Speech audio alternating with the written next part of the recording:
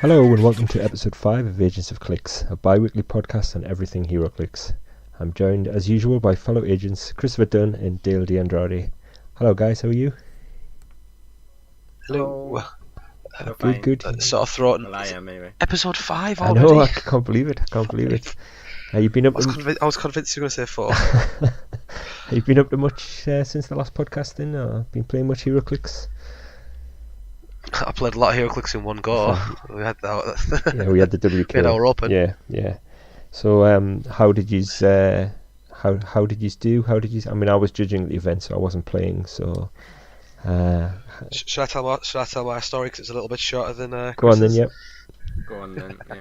So we've talked about it before. The first team that I played against was. You know what? I'll say my team first. That's a good start. So I played a big Quinjet with an Avengers themed team. I was playing the 50-point Captain America to move the jet around. Jarvis because cheap ID cards better. The new and giant man for 15 points. Thug because I had points spare and it was extra rolls, and a tank. The itty bitty pocket tank. Playing 8 ID cards, which were Nick Fury, Peggy, and Iron Man, the 50-point one to be a pilot. I was playing Spectrum as Pulse Wave because I was expecting Lex to turn up at one point, which never happened and she never got called in. Anyone else I can remember? Green Lantern, the 35-point one for a wall. Nightwing because Nightwing. Yeah. The calling a pog one, and I've got 2 more. Chris, can you remember? Because I can't off the top of my head. Can't remember. And 2 more who clearly weren't all that great because I can't even remember. Yeah. I did have the Atom, and that I'll if I remember I'll shout out. Green Arrow. I didn't say Green Arrow. The big 135-point Green Arrow. There's all my IDs. First team is one we've discussed on before. A Metallo team with 150 Metallo. A Mercury, the TK robot man, metal man. Yeah. And the 75-point Brimstone. And a full box. I've almost beaten myself with the power of not hearing properly. Sean walked around and saying, there is some time left, and in my head I heard there's 5 minutes left. I'm like, I've only just started to move. So I panicked and threw out some pretty naff attacks. Got in the end, I managed to claw it back with a lucky shot with the jet finishing off Metallo to win some points on that one, but I probably could have done a bit better if I hadn't have just rushed the beginning like an idiot. Second game was against the Don't Die team from David from Beanie from my local rather than yours. Don't Die team, it was awful. I straight away turn 2 messed up and called in the Atom as a real boy because why would I not want a 15-point guy to make him 5 points ahead at the beginning of the game, you know. I did end up winning that one because of him having some shockingly bad rolls, despite me throwing a tank at him. So he even had a nice easy target for that one, but luckily he couldn't hit it. And I managed to get 1 ha-ha token off. Are you through? Okay. Yeah. Let's give him a 50-point piece that he can kill. Let's give him that. He only needs to do 2 damage to it. Luckily, he hadn't seen it and didn't know it well enough, and he had a range combat expert point with Dead Man and shot it for. He went plus. He went only for 2 damage, so it didn't kill it. And I was like, oh, thank God for that. Panicking. Did all the things that you shouldn't have done. Exactly. Yeah. Well, but it worked out in the end. The next one was a similar match against sorry, I'm tired and I'm not well. Against Callum. No, I feel really bad, Sean. Who was it? Sorry, what team? What team did you play? It was your son. Who it was? Matt. Matt. Not Matt. Oh, Matty. Yeah. Matty. Yeah. Just he can just punch me next time I see him. So like, I'm so sorry. Similar. Small boy. A small boy. Yeah. Similar team to mine, but he plays the smaller jet, the very standard smaller jet, but with Faust as well. Yeah. I got super lucky. I left myself a little bit open, and he called in a night Hawkeye to running shot with a tank at me, and realised after we just clicked it all off before we did anything else, they'd actually missed by one because of the tank. So I was saved from that. I managed to Quinjet shoot the Faust and drop a tank on his head, and even that was at that point I'm thinking, well, I probably got this. This is great. And even then, it wasn't as close as I thought it was. Wasn't that hard? That wasn't that easy. The final one, I hadn't gone undefeated. We were fighting for King of the Swiss against Alex, who I can't beat. It's impossible. he always plays these teams that just stops your team from doing what your team normally does. Every time I go up against them, whether it was Orange Battery or this, and I don't work very well in that scenario. I imagine I'll probably beat him one of these days, but not yet. So he came at me with Jakeem and Faust, both possessed by Jakeem with Eclipso, Brainiac on Faust, and he rolled some of the perfect options for it, to the point where I didn't get an attack in all game, because the only attack I could have got would have been a pointless attack, melee with a close combat attack with a jet, which wouldn't have done anything. I really needed to be able to call somebody in, and I just didn't. After that, it was up against Chris, who was playing a game we played more or less a million times already, with just our teams changing ever so slightly. Some really long setup, really lucky attacks from me, but it wasn't quite enough. I was lost by, I call it one point, one attack. It was brutal, it was calling Nick Fury and shoot Nathan 12 attack versus 16 defense with 2 rerolls to win, but wasted too much time. That had happened, and 1 point. Curse this. Yeah, that's brutal. So I don't know what you were doing. Yeah, you should have beaten me. I don't know what you were fanning about for in the first. You completely did a different setup than you normally do, because you fannied about and not even bothered. You basically didn't bother using Captain America because you thought, oh, I'll just put a token on the jet instead. Going, okay, what are you doing? And then you fannied about barrier and just to get like one extra click on the resource, I think. I don't know. But anyway, we talked about this. We talked about this on there, and that the what I'd played, how I'd played there is how I'd played in every game before yours, because it triggers. Just in case people are curious or want to try and play my team, it's a case of when Chris discussed it with us, it was a case of you always made Cap take the action, move the jet forward, so the jet can always take his token. And I agree with him, that's fine. But I thought, for me, unless they've got a really fast Alpha Strike type team, I would always use the very first action to move the jet, because then it clears on the second turn, and the third turn when the game actually starts, I can call in as a real boy the atom and start, and hopefully get a better roll on the dial and go from there. But it didn't turn out so great. And I don't think that's a right call, really, because especially if you're playing against Pandora's Box people, I think you wanted to be shooting them on. You're going to go first generally, because you've got a +5 or +6 or something. Was it +5? It was +5. Yeah. So you turn 2. I would really want to be shooting them with Green Arrow and dropping a tank on the head, because it puts them under pressure straight away. Do they want to put a relic, because it's a power action, obviously assign relics, and a lot of people are playing Pandora's Box, so you're putting them under pressure by saying, do they want to attack me? No, then, or they're going to just sit there and put a relic on, and then I'm going to shoot them with the tank.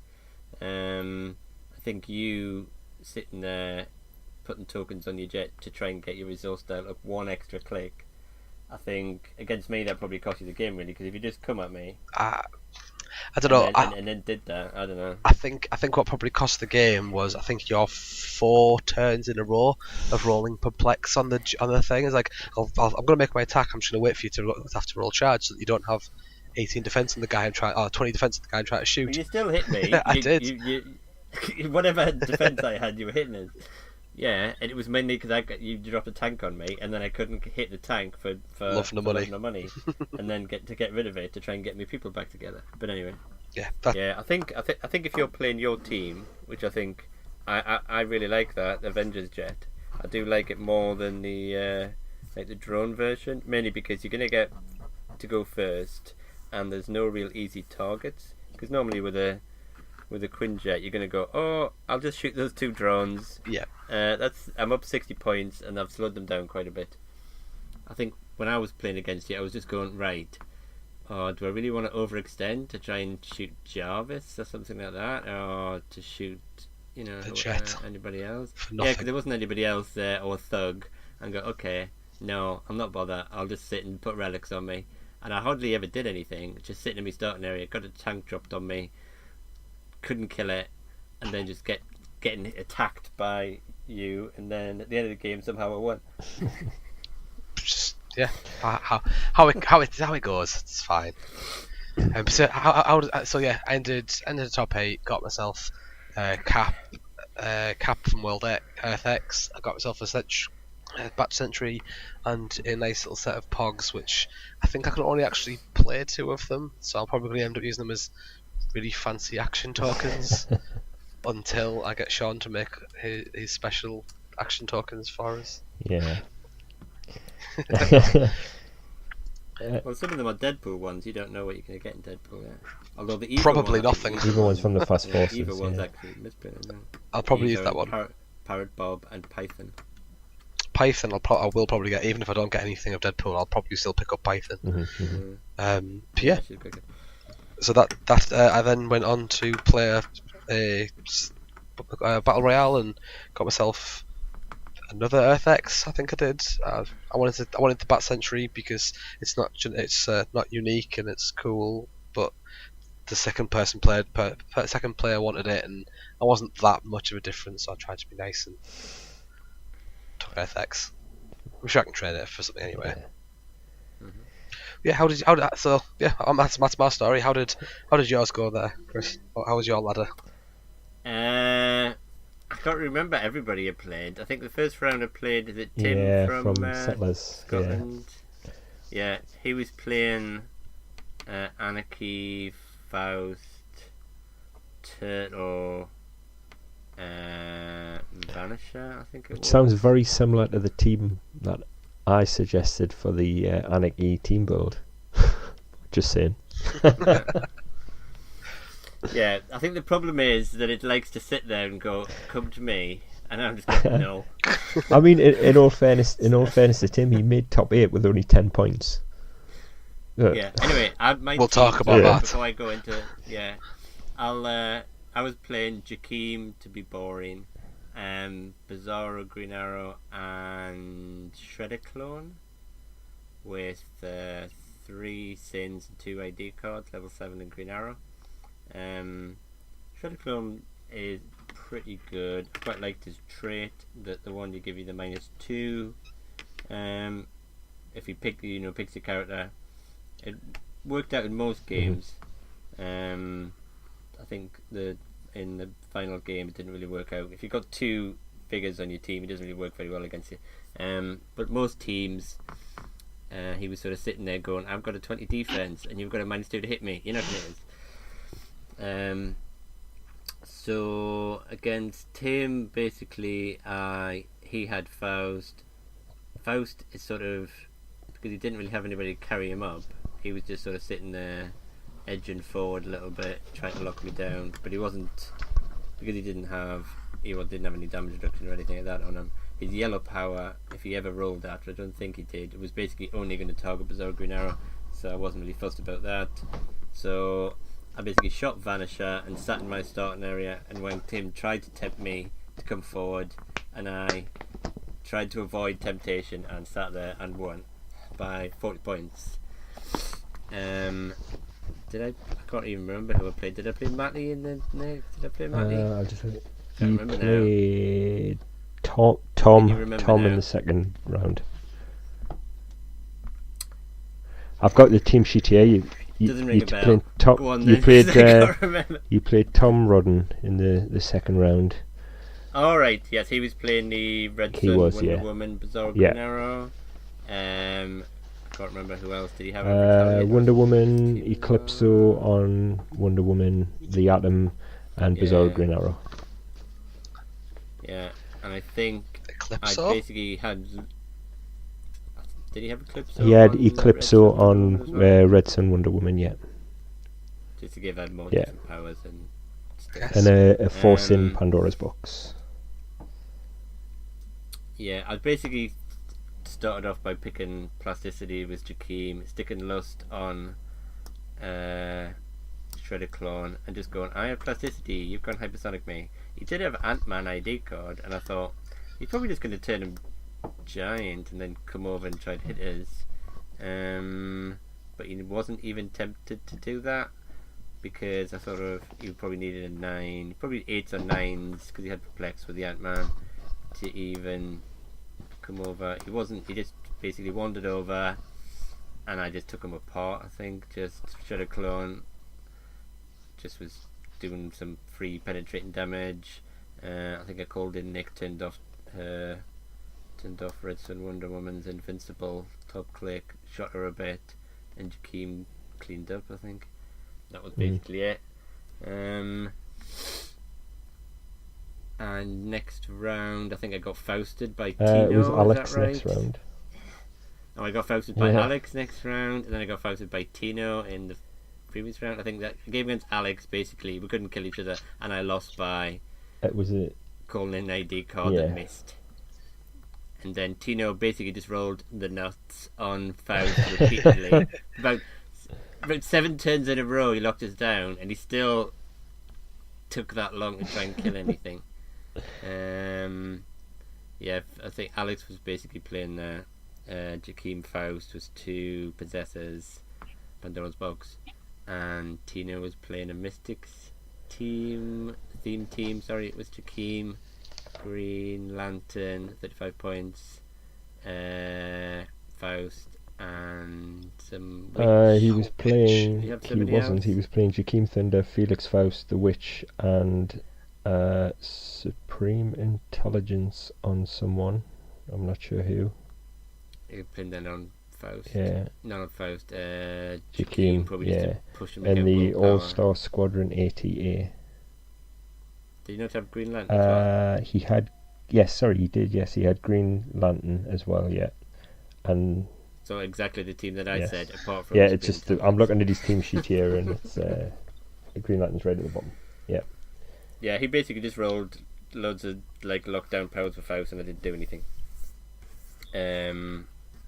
So I thought, I'm out now, because that's 4 rounds and I lost 2 of them, and I think the one of my wins, I didn't get any. I don't think I got any points against. You got 40 points Tino, against Tim. Big Kid and Vanisher. And then nothing against Alex. Nothing against Tino. I think I got 200 odd again with Tom. So I thought, 2-2. It's not very many points. I thought, I didn't think that would be enough.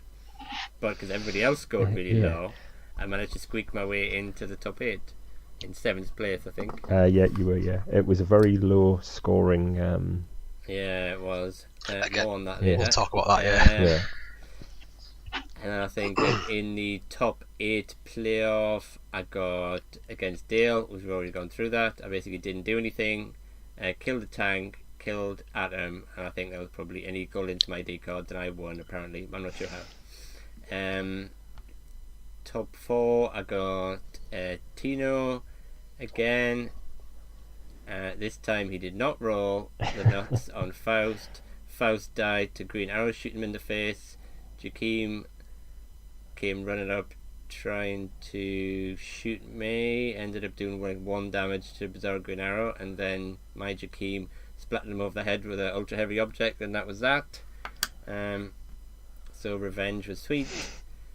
that meant I was in the final against Alex, and we had a pretty similar game to we played, which is basically him trying to lock me down with Faust, me trying to avoid getting locked down with Faust. But I think one of the problems with like something like playing Shredder Clone was he was close combat piece, but couldn't even shoot through a wall or anything. So we were on the bank heist map from Spider-Man. Superior Force, Spider-Man set, and he was just hiding behind walls, just waiting to get something decent on Faust, and he was having like 20-21 defense all the time.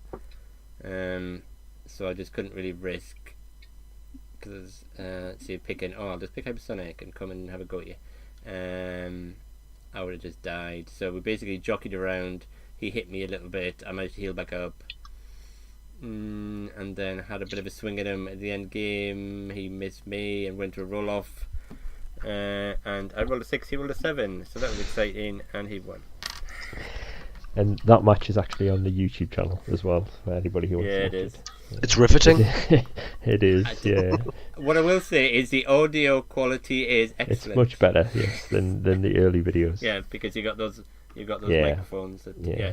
So the quality of the video is excellent. The quality of the play, not so much. I would say the quality of the play is top notch. To be fair, except for one bit we've mentioned. Have we mentioned it already? The phasing away. No, because he could do that because he rolled his green power with Faust, which we did discuss in the video for about 5 minutes how it worked. So anybody who didn't catch that didn't obviously watch the video. Not enough of it. No, not a chance about watching. No, I did watch a bit of it to see. I said the new improved quality for it, but I was there, so I didn't need to watch how it went. Yeah. Oh well. So it was. I mean, it was. I was quite happy with the number of people who turned up for the event. It wasn't like loads. It wasn't full to capacity. It wasn't as many as Birmingham, but it was quite good for what we expected.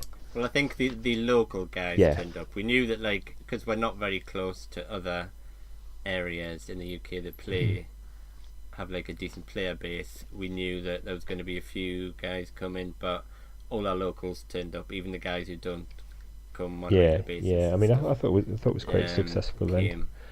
So definitely. Thanks to Geek Retreat for hosting it. Really, yeah. Right. Well, after that exciting WQO recap, have we got much news, Dale? I know there's been some. Yeah, we've got so much news that basically we might as well just change this from episode 5 to just episode news. I'll get a quick rundown for it. There is new rules coming. They're trying to simplify everything finally, so that it's not daunting to a new player. But Chris will talk about this more later. We've got rotations have now been announced. We know what's going out. We're not going to talk about it an awful lot this episode because it's 3 months away. It doesn't matter for any big event. Doesn't affect nationals at all. And we'll talk about it later when it can all sink in and what's going to happen. But the only thing you really need to know. Do you want to just for the rotation, just want to mention what is going to be rotated in the date? Yeah. So it's the 1st of June. Yep. Correct me if I'm wrong on that one. And it's essentially the oldest set that's legal will now be Nick Fury Agents of S.H.I.E.L.D. So Age of Ultron and back before that is gone. There's also been a sizable number of con exclusives disappearing. I wasn't expecting so many to go. Well, it's a 2013 and 2014 have both gone. Yeah, but there's was there anything? I don't think there was anything exciting in those lists, like in the list of ones that we will actually miss them going. I think the only thing I'd miss is maybe the team bases. They're retiring, and Dupe, but I couldn't care less to see the back end of Dupe. We've got a new one coming in who's more fun anyway. So Resurrection Man's gone, Dupe's gone, Batmine's gone, Schumer's gone. And some other stuff that no one really played. Yeah, there's basically it's all the old, it's the con X's that are so old it doesn't really matter. The other bit of news was the UK Nationals have been announced. They aren't where everyone was expecting, so they're actually going to be in Manchester on is it the first Sunday in May? Is the actual final? Yeah, so it's 5th, 6th and 7th. I may not end up going because of it, because despite having my holidays booked in from November for it, I was assuming, like a lot of people, it was just going to be at the convention in June, the same as always, and having me things in November, I now can't get the day off I need, so I'm hoping somebody decides to cancel the holidays so that I can go instead. But yeah, hey ho, hopefully this will be a constant thing, so at least know that what's coming up next year for it.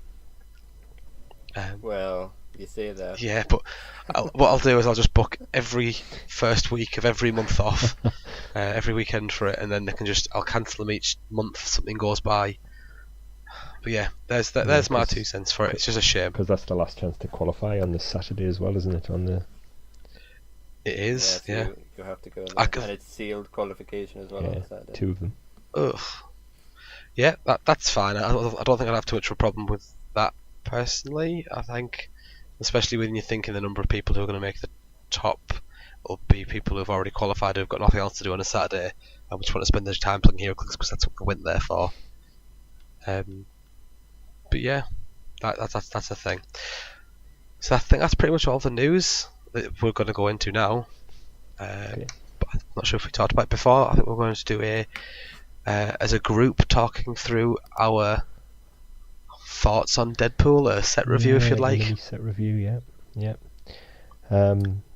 I think we said that we weren't going to go through every single figure, so I think what we've done is just pick out 2 of each of the rarities each.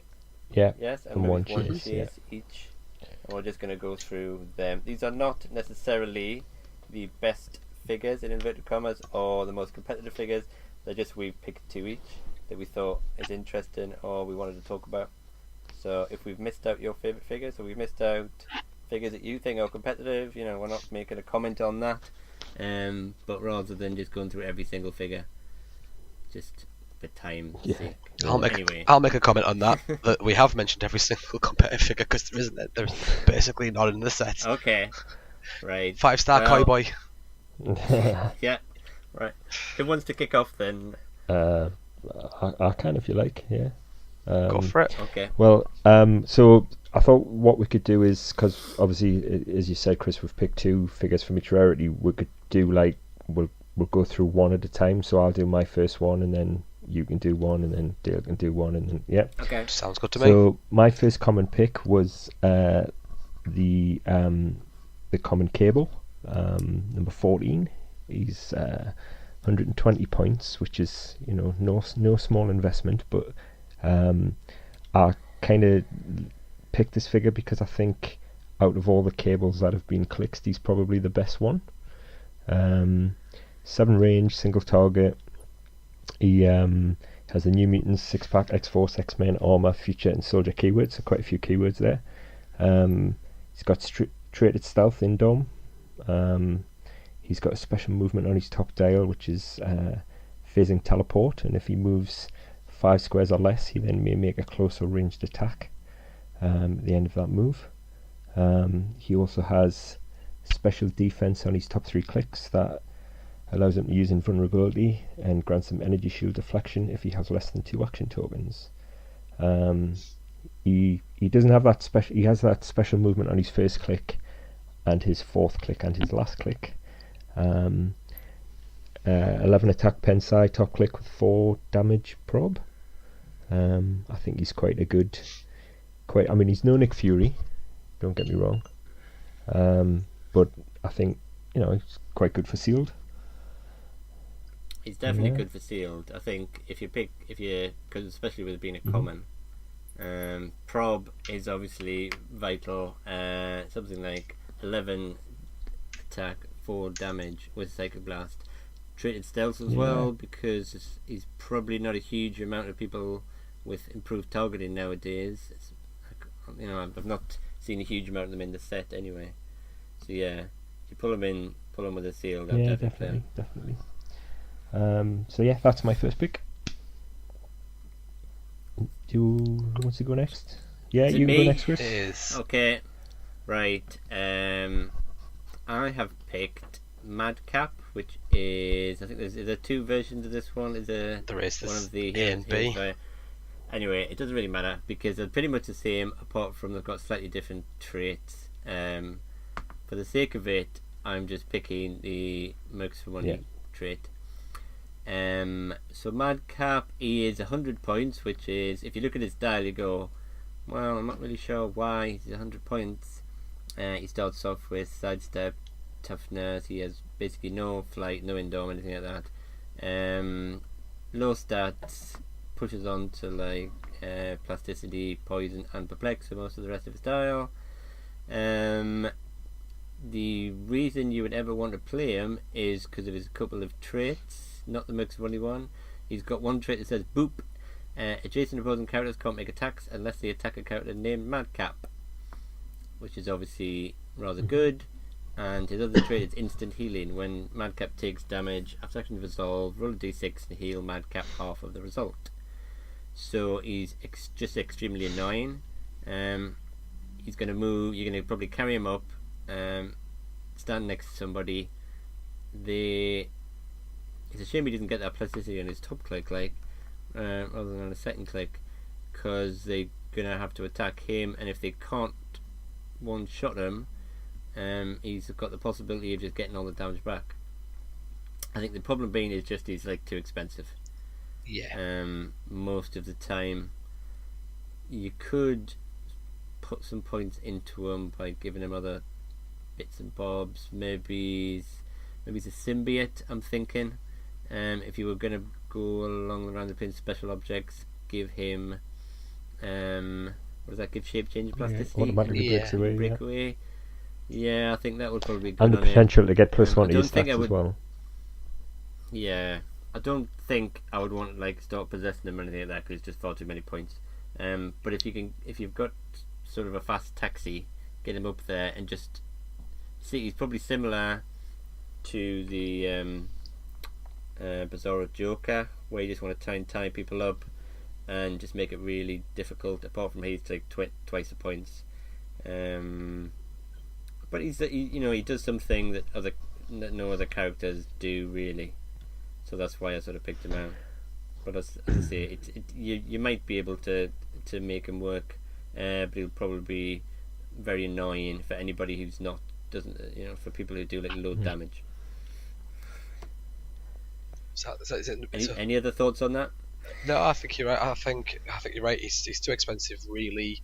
I don't think he's that great, because I said you can just one-shot him in most kind of scenarios, and he doesn't heal from dead. So.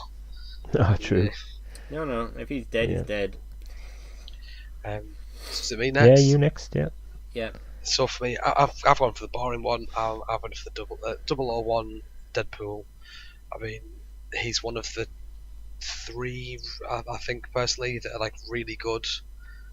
This is kind of one of the ones that you pretty much always got. If you're going to play the shifting focus Deadpool, this is going to be one of the ones you have. And if you decide not to take the whole lot for whatever reason, it's pretty straightforward. He's got sidestep the first bit of his dial, goes to flurry on the second bit, as long as he's done enough damage for his second attack. His blade start his dial, where the first 2 and last 2 clicks means he can never roll less than his printed damage. So it's like you roll d6. If you do more damage, great. If not, meh. It's not no harm, no foul. Defense is okay. He's got indomitability, and he's a wild card, Spider-Man 2 ability, and he's a thunderbolt. I mean, that used to mean something up until. That's another thing we missed in the news. Idiots are dead, all of them, by June. Yeah. So I think he's going to be all right. I think he's going to be a lot of people's to have there. He's probably going to be played a lot with the phasing one, where you just the phase teleport out of somewhere and then shift, stab you with a sword. It's Deadpool with the swords. It's great. I like it. There's not much else to say really, other than he's shifting focus. So he's great. There's 7 versions of him or something stupid like that. Okay. Yeah, I think he's because he comes with a lot of other characters he can shift into, but he's still not a bad character by himself, as you say. He's only 75 points for 7 clicks, and I think this is the magic number we have referred to previously. There's very few figures for that points that have 7 clicks. There was. Yeah, there is. They're obviously starting to release more, but especially that he's got healing versions as well. So I don't know if Shift and Focus Deadpool will be competitive. I think if we looked at the Shift and Focus Superman certainly was. Batman not so much. Deadpool sort of falls in between the two. I don't think he's going to see it. I don't know, but possibly maybe. not. No, but I think it's got more of a chance than Batman. Although Batman had that, I think there was one team being played with the big 200-point Superman carrying around the Shifty Focus Batman. That was a team I seen do pretty well. Yeah, but I don't. Paul, was it in Nationals? I don't think this Deadpool will have that kind of fringe use as much. But he's nice. He's actually. I mean, he's low enough points that you can think about starting to give him other things, whether it's special objects or possess him or additional resources. And because he shifts, none of it shifts a giant. You've got like utility and things like that around, what you can and can't do. And some of the shift and focus ones are reasonable as well. Yeah, I'd like to try and pick them up. Yeah, no, definitely. Yeah, if you're gonna pick up Deadpool, you may as well pick up 2 or 3 at least of these. You definitely play them casually, especially for 75 points. Yeah, I thought that's me done on Deadpool. Well, back to me then. My second pick is the Dark Deadpool. He's a little bit more expensive than the Deadpool you've just picked earlier. He's 85 points, but he has that magic 7 clicks of health. Seems to be a pattern. 7 range, single target. He has a special movement on his top 3 clicks that allows him stealth, and you can give him a free action and roll a d6 and then place him in any square within half of the result of your d6 roll. He has Pensai and Outwit top dial. His dial's a bit funny actually, because it's that not shape change? Is it shape change? I don't know. I'm saying shape change. Very shape change. I'm looking at a printed out dial, and the colours are a bit blurry. So Pensai and shape change, but he's got. I think he's got a weird combination of powers, because then he drops to Pensai and exploit. Is that? And it's just, it seems a bit weird. Is that light green, or I don't know.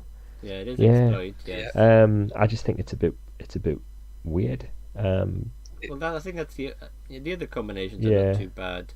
That one is a little bit weird. Well, it's just like 2 powers that do the same thing, but one's a closer, one's a range. I suppose. Then he goes on to like. He's got that sort of. He's got that surprise you're dead movement on that click as well. So I guess it depends on whether you can place him so that he can make a range attack or close combat. And he has combat reflexes on that second click as well. So, and then for the last 3 clicks he has regen on his last 3 clicks as well. So it's another one of another Deadpool I wouldn't mind picking up. Almost all of these Deadpools have like next to none or very little regeneration, considering that's the only power he actually has. I know. Yeah, that's fine. So that was my second pick. Just to clarify that, I know it's Dark Deadpool. That's not the same as Evil Deadpool with the 2 right hands, is it? Or is that? I thought it was Evil Deadpool that had their lead way back when, where he had like the wrong. Basically replaced his left arm with the second right arm. Well, we have got Evil Deadpool in the set, I think. So I don't know. Yeah, it must be. I think it's a different one. This is of a different Earth's version of Deadpool, isn't it? Too many to follow. Yeah. There is a lot of Deadpools in the set. You'd think it was a Deadpool set. Yeah, I know. So sometimes you get like sets with the title character and it's not even in it. Superman, the Legion of Superman. Yeah. Hiya, Superboy. Yeah. So, Chris, what was your second pick then? Okay, mine was You Go Girl. And he's gone. She comes in at 40 points, a bit cheaper than everybody else. So you want there? Look at that. She has got no range. She's got X-Force, Ecstatic, and Celebrity keywords. And similar to the other, all of the Ecstatic people have been getting these headline tokens. Is that right? Headline trait. It's the same one. So when she hits opposing characters, after actions resolved, give her a headline token. And I think in the set they've got little cards just to, like, sort of magazine covers and things like that, which I think are supposed to represent the headline covers. So her other trait is she's basically anybody who says I'm more than just blah blah blah is actually not right. So she's more than just a mutant bus. So she's basically a multi-carry taxi, and should probably only be ever used for a taxi. When she's got no action tokens, you can basically give her. She can use the carry ability to carry 4 friendly characters that share a named keyword with her. So that's only X-Force and Ecstatic, ignoring their speed symbols. And you can remove a headline token from her card, and give her a move action as a free action. So obviously that's then going to be able to coincide with being able to carry people, but obviously she has to hit one or more of the opposing characters. So how's she going to hit them? She starts off with phasing and keeps phasing for the 4 clicks of her dial. She has Quake on the first 2 clicks and Incap on the second 2. Combat reflexes and the first 2 energy shield and the last 2. So she's probably going to struggle to hit to get that headline token, but she's basically 40 points for a multi-taxi really. And there's probably not much more to her than that, unless you could somehow give her, I think, one of the other Ecstatic, I mean, playing them as a team, I think one of them can share like headline tokens around. That's when she could get interested in being able to carry everybody around as a free action. But yeah, she's if you're playing her with X-Force Ecstatic, certainly very good multi-taxi. Not much more on that. Yeah, there's not really much more to it. She really is just a mutant bus.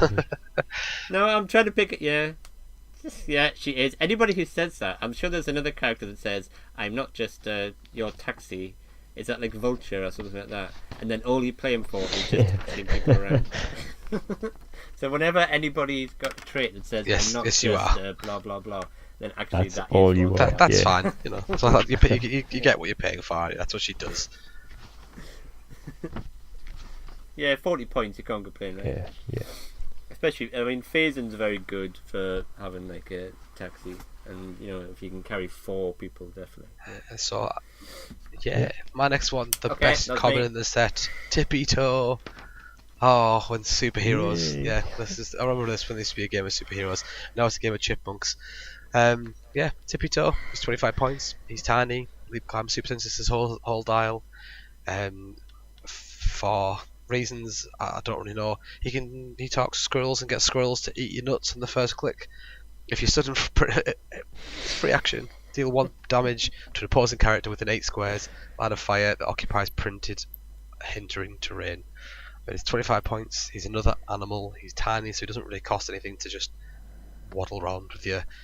And if someone is daft enough to sit in hindering terrain, nibble him for a point damage. Who cares? Why not? There's no attack roll. It's brilliant. It's poison from 8 squares away. And a squirrel. I absolutely love Tippy Toe. I want to try and get as many Tippy Toes as I can. And run an entire army of Tippy Toes. He's a common. Yeah, you'll probably will. And at least if you get a lot of them, then you might be able to get a map. And then just have one character carry it. Just have an army of animals running over. And that one turn somebody's forgotten and sat themselves in hindrance and be like, I've outwitted you. Squirrel. You died. It'd be great. Yeah. But yeah, there's not much more to them, is there? The commons. This is the new thing, isn't it? Since Nick Fury, it's been if you're a common, you have one job and that's all you do. I mean, it's becoming not quite as apparent in these ones as it was in the Joker's Wild set, but I mean, they still just basically do one thing. Works for me. Mm-hmm. Moving on to the Inconins. Cool. So we're going to uncommons, yeah. So my first pick of uncommons is Dr. Killebrew. I think that's how you pronounce his name. Good enough for me. 35 points. He has Weapon X and Scientist keyword. He's only 4 clicks long. Stealth on his top 2 clicks and Sidestep on his last 2. The stealth goes with the Outwit on his top 2. And then he has a special damage on his last 2, which is Dr. Killebrew can use Perplex, but only to increase combat values. Dr. Killebrew can use Support, and when he does, replaces attack value with his target's attack value, which I think is very attack, good. Yeah. And he has a special attack all the way along his dial that says when an adjacent friendly character hits and its attack value is higher than its printed value, increase the damage dealt to one hit target by 1. I think he's a really good support piece. 35 points. Yeah, I'd play that. Yeah, why not? Yeah. I mean, I think especially if you can get use out of his +1 damage, because it's damage dealt. So anything, I'm just thinking specifically of, say, Dr. Octopus. His, even if you lock damage, it's still then increasing it because it's not affecting the combat value. It's affecting damage dealt. So Dr. Octopus was his 4 attacks. This is the LE one. He's also a fellow scientist. Doing 3 damage. Yeah, so you can bump him up to 4 damage, and 3 to 4, going up to 4 damage with 4 attacks is a lot. So you could see him sticking on. I mean, he's got Outwit as well. So to go with Dr. Octopus, Outwit.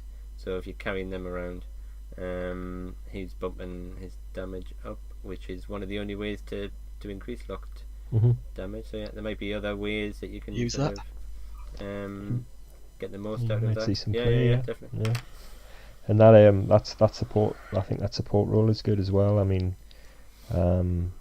using your target's attack value for your support role, I think, is really good. Yeah, it's unfortunately you have to get somebody to hit him to get onto it, because it doesn't get it to the 3rd click. But yeah, if somebody does an energy explosion onto you or something like that, knocks you off your Outwit and gets that instead, you're not bothered. Especially when he's got Perplex and then that support as well. So you certainly wouldn't be bothered taking a hit and going on that. So that's my first uncommon pick. So me. Okay, I am picking probably what Dale wanted to pick, Koi Boy. Koi Boy for president. Yeah, he is 10 points. So he goes along with the Thug and the Joker Thug. And anybody else 10 points? As recent sets, I can't remember. But anyway, he actually does something. He has got 1 power, which is Energy Shield, and has 3 clicks. You're not going to be doing much else with him apart from using his trait. His trait is Nibble. Give Koi Boy a free action. Choose an opposing character within 8 squares in line of fire that occupies water or hindering terrain. Note, it doesn't have to be printed. Basically, the unique modifier is until your next turn, when the chosen character attempts to move, it must break away as if adjacent to Koi Boy and modify his breakaway rolls by -1. I immediately thought of how can I make that better, and I think this works. If you put, say, the Lust Relicon or anything to give him plasticity, they have to break away as if adjacent to him. So I'm assuming any other modifiers that you can kick in through the breakaway. So sticking Lust on or any the symbiote, then you're giving him -3 to a breakaway. I also thought about playing him with maybe somebody with free Smoke Cloud, because you need to obviously get the opposing character in the correct terrain to be able to pull that off. But he's only 10 points, so if you think, I've got some points to spare and I would normally put a Thug in or something, you're not going to play a theme team.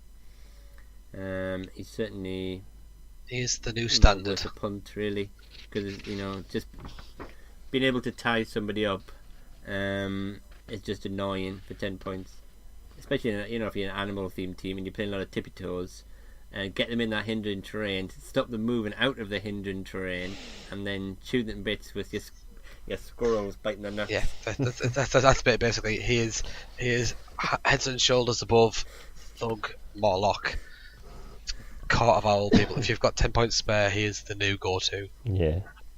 I think is safe to say, even if you've not got no way of chucking Smoke Cloud. Well, Avenger Thug is still obviously Thug going to go into better if that's what you're going for, but if you're not, there you go. Yeah. The new man in town. Oh, is it me next? Okay. For me, it was, again, I've been boring and I've gone for another Deadpool. This is number 17, the bang bang bang bang bang bang. Deadpool. He does what he says in the tin. This is the shooting Deadpool. Ignores hindrance terrain for shooting. He doesn't have the wild card, this particular one, but I don't think that's going to make him any worse. He has sidestep and all, but his second from last click. He starts Psychic Blast first couple of clicks, goes to sidestep range comp expert for a couple of clicks, and then pulse wave at the end. And he has a trait where if he hits one or more opposing characters with a range attack, he can put a bang token on him, and once per turn you can remove a bang token to reroll Deadpool's attack. I don't think that's going to get used all that much, to be honest. Having looked through the other Deadpools, I think this is one of the weaker ones, but I mean, Pulse Wave, Range Comp Expert, Psychic Blast, they'll each have a point where this will be useful. And again, it's a shift in focus. Doesn't have to be strong in all situations, just in the one that you need it to be. Yeah, I think he probably gets hurt by his 2 damage when you're looking at like the Psychic Blast and you're thinking, it's only 2 damage. Later on down the style and you think, oh, I'll have Range Combat Expert, oh, I'll have Pulse Wave. But yeah, you're right, it's shifting focus, so, and especially ignoring hindering, which you will notice that a lot of the newer sets there's a lot less people who do that. Yeah, he's definitely that's all he's there for. He's part of the 75 points, so he doesn't have to be amazing, but he is good enough to earn a slot in there just in case. But that's all I've got for that one. Mm-hmm. Sean wants to do his second shot. Okay. Back to me. Hit Monkey is my second pick. That's number 20, Hit Monkey. Mainly because he's a monkey. And I mean, he's another animal. An assassin. He has and an assassin. 2 keywords. 40 points, 6 range, single target, 4 clicks of health. He has precision strike on his top 2 clicks, and a trait that says when Hit Monkey makes a range attack targeting a character that can use precision strike, modify his attack and damage values by +1. He starts off with a 10 attack and only a 2 damage, but he also has a special movement on his top 2 clicks called Monkey on the Move. Hit Monkey can use running shot, sidestep and stealth, and I love me some sidestep and some running shot. He has super senses, top dial, tiny size, so but only a 17 defense up until his last click, when he increases to an 18 defense with regen, and range combat expert on his last 2 clicks as well. So 40 point animal, an animal assassin. Why not? I'm aiming to build an animal team out of this set, because there's a lot of animals, very cheap ones, and you can definitely get the map that you want. A lot of hidden terrain. I like it. I like him. He's tiny. He's tiny. Is just so. And the scope is amazing. And I mean, all you got to do now is find some sort of tent pole for your animal team, and you've probably got a strong little theme team going for just silly games. Devil Dinosaur. Because you've got the action tokens going spare. Clarion. Yeah, there is a lot. Tano, of the monkey. We're getting another one as well, so you never know. Yeah. Get him across, I'll tell you it isn't. Yeah. So that was my second pick. Okay, on to me. I've picked another weird one. I'm going for Slapstick, which is similar to Madcap. He has 2 different versions. He's got the Mercs Funny and the t'other one, which I can't remember the name of off the top of my head. He has a little bit of a weird dial. It goes all over the shop really. The main reason I was looking at him, he's 75 points. Guess what? He's got 7 clicks of life. He's got a trait Giant Hammer that you can give them Giant Reach 2, which is not bad. He's got a 1 special power, which it gets on the first 3 clicks.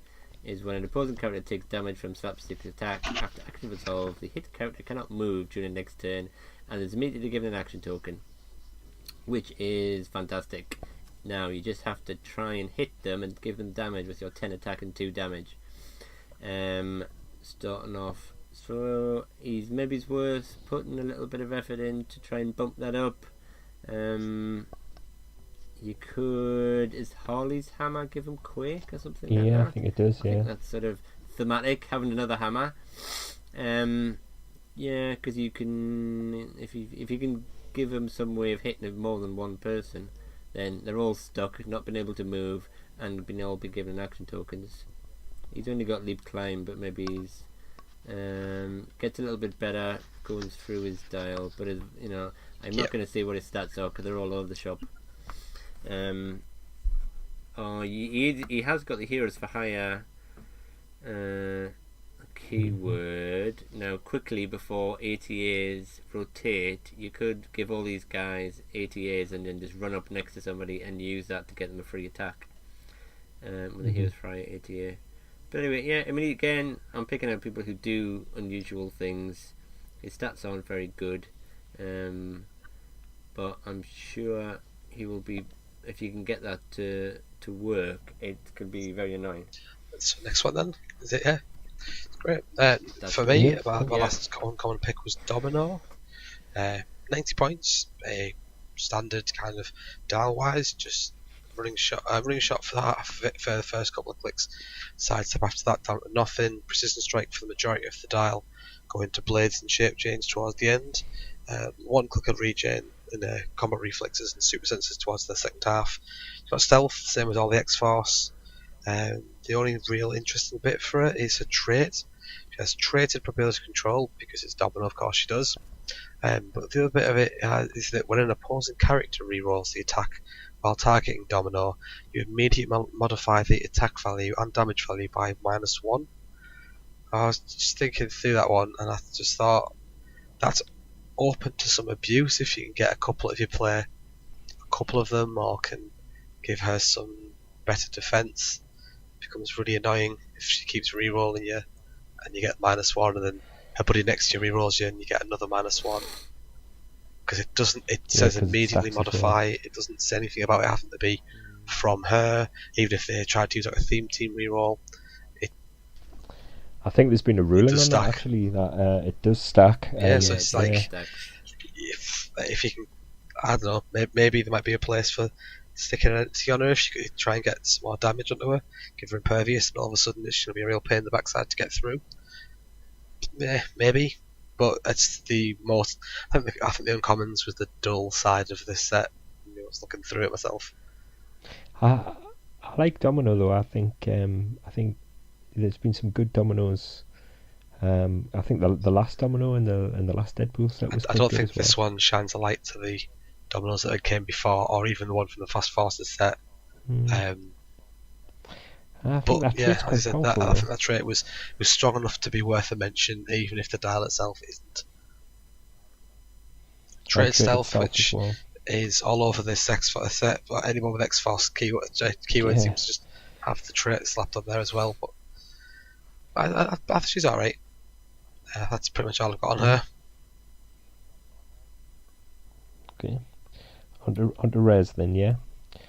So my first pick of the rares is Boom Boom. And I'll be honest, I picked Boom Boom for one reason only, and that's Energy Explosion Pensai. She has a special attack on her top 3 clicks. She's only 5 clicks long, 60 points, 6 range double target. First 3 clicks she has a special attack that says Boom Boom can use Energy Explosion and Penetrating Psychic Blast. When she makes a range attack and has no action tokens, modify her attack and damage values by +1. She has a printed 10 attack and a printed 2 damage. So and I love me some energy explosion combined with Pensai. I do like that. So yep, that's my main reason. She has energy shield on her top 2 clicks and willpower on her last 3. Running shot on her first click, drops to sidestep for 2 clicks, and then picks up running shot again for the last 2. Yeah, I quite fancy playing that in a couple of casual games. She's rubbish. Yeah. She hasn't got next wave. Next wave. She does. She has New Mutants, X Factor, and X Force. So that's just me. She is. She's nice and quite easy. So that's my pick. Chris? Okay, is it me? Who have I gone for next? I have, just to stop Dale picking on the Deadpools, I think I've picked one. I've gone for the Prime one, which is 37, I think. He has, he's got X-Men team ability, 4 range, 75 points to go with the other ones. One thing you'll notice with all the Deadpools, they all have different bizarre reasons. Which, unlike the other shifted and focus ones, which actually is quite good if you're trying to make them in a theme team, because you just pick the one with the right keyword, and then you shift and focus it to somebody else, and it doesn't break the theme. So he's got the shift and focus trait. The real reason you're playing him is for his healing factor on the double trait. Is when he takes damage after action resolve, you roll a d6 and heal him of half the result. Note that's any damage, so you can push him. You can use the X-Men team ability. You can frogman him off into a wall or something like that. So anytime he takes damage, he's gonna heal, half a d6. And he's got regen on his last 2 clicks. You're basically not playing him for any other reason apart from trying to play healing shenanigans, I think. But it unfortunately is sort of a Prime version, because as trying to collect all these different Deadpools might be a little bit difficult. I don't think any of the other Deadpools have. I don't think any of them have any. I think this may be the only one I've seen. If I'm right, I think this is the only one with any sort of regeneration power at all. I don't know why. Yeah, so you can do little things like, I'm going to colossal retaliate, I'm going to quickly shift into this Deadpool, and I'm going to punch myself, and then I'm going to heal up anyway.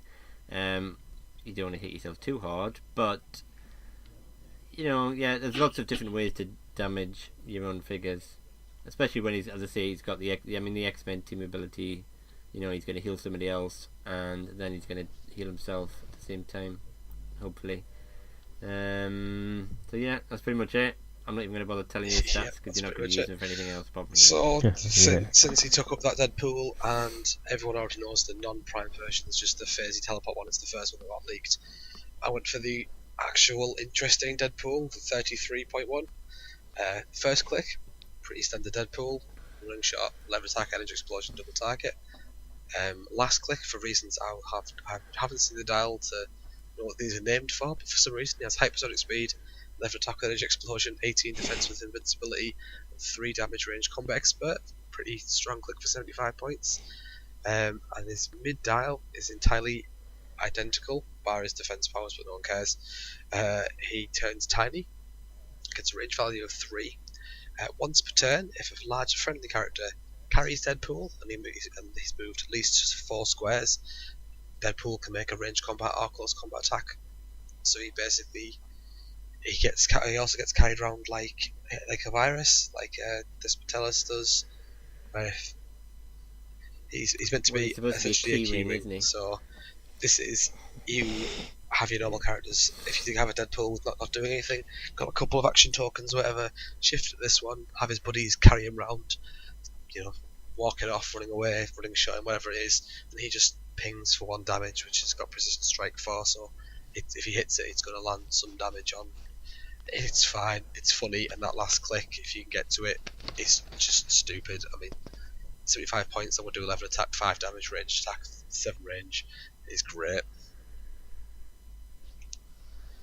And Tiny's overpowered. Yeah, it's pretty good. More strong 75-point ones. This is the only thing I only complaint I think is that all of these shifting focus ones, almost all of them are rare.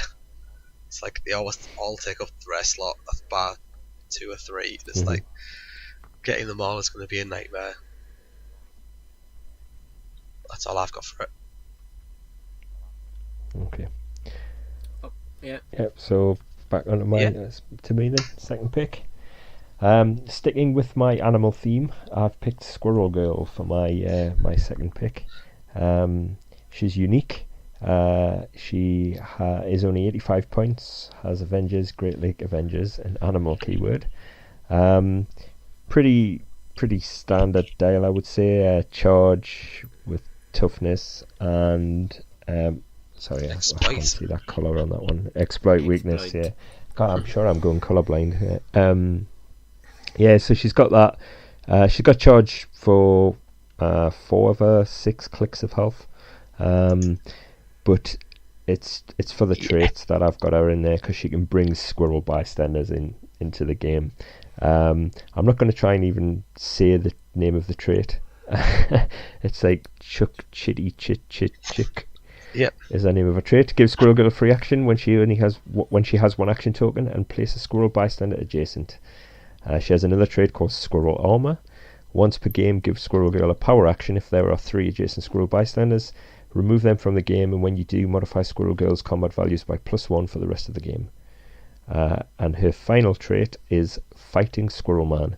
Give Squirrel Girl a free action if there are 6 squirrel bystanders on the map. Replace them with a Squirrel Man bystander in one of their squares.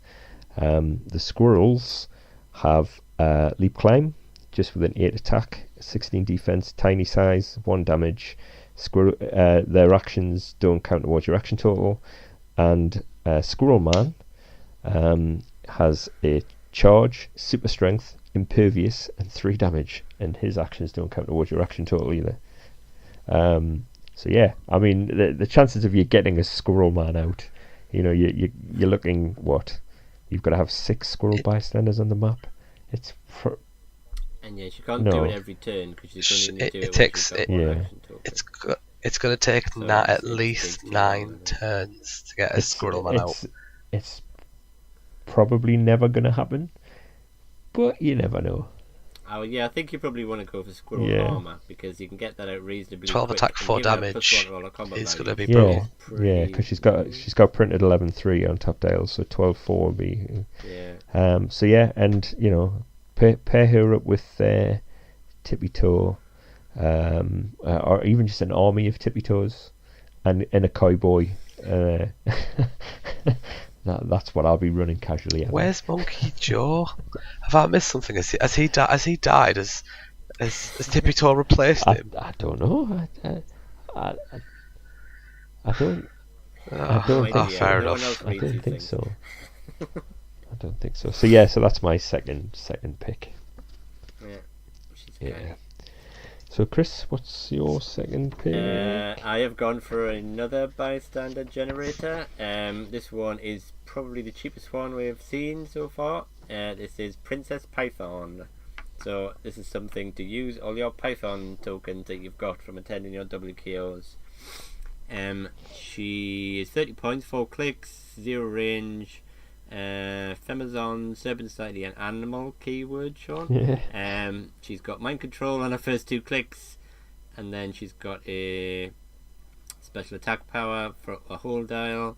Basically give her a power action to place adjacent to Python bystander if none are on the map. So obviously she can only bring out 1 at a time. She's also got a special damage power. You can give her a power action to give the Python an action as a free action. The Pythons, I'm just having a quick look at the token. They have got plasticity, blade, super sensors, and a special power, which I don't know what the special power is because I think the special power is take a power action to make thieves. If you fail. Yeah. No, I think it's the Python's power action is if you fail a breakaway roll from the Python, you take 1 damage. Penetrating damage, isn't it? And yeah, 1 penetrating damage. Yeah. Right, so you don't. Yeah, so that is a really good tie-up piece, then, isn't it, for a 0 point figure, and then she's only 30 points. and she can try and she's got a 9 attack with her mind control, so she's not doing much else apart from generally bringing out pythons. But you could try a little mind control action in there if you want. But certainly for 30 points, I don't think you can go wrong. Really. Just an update. It turns out Monkey Jaw is dead. A guy called Leather Boy, who was a previous Great Lake Avenger member, got kicked out for not having powers. In retaliation, kills Monkey Jaw. Sometimes. Spoiler alert for anyone who hasn't read that. I didn't realise she got a new monkey, but a new squirrel sidekick. But yeah, Tippy Jaw's basically a replacement. There we go. Sad times. It's so poetry. Princess Python. She's ridiculous. Yeah, she's another animal for reasons. There's so many good animals. Well, they keep bringing out cheaper ones. They had like penguin in the Joker's World set, and they've gone even cheaper with her. I'm not sure if she's quite as good as penguin. I think she's 10 better. points cheaper. I think those.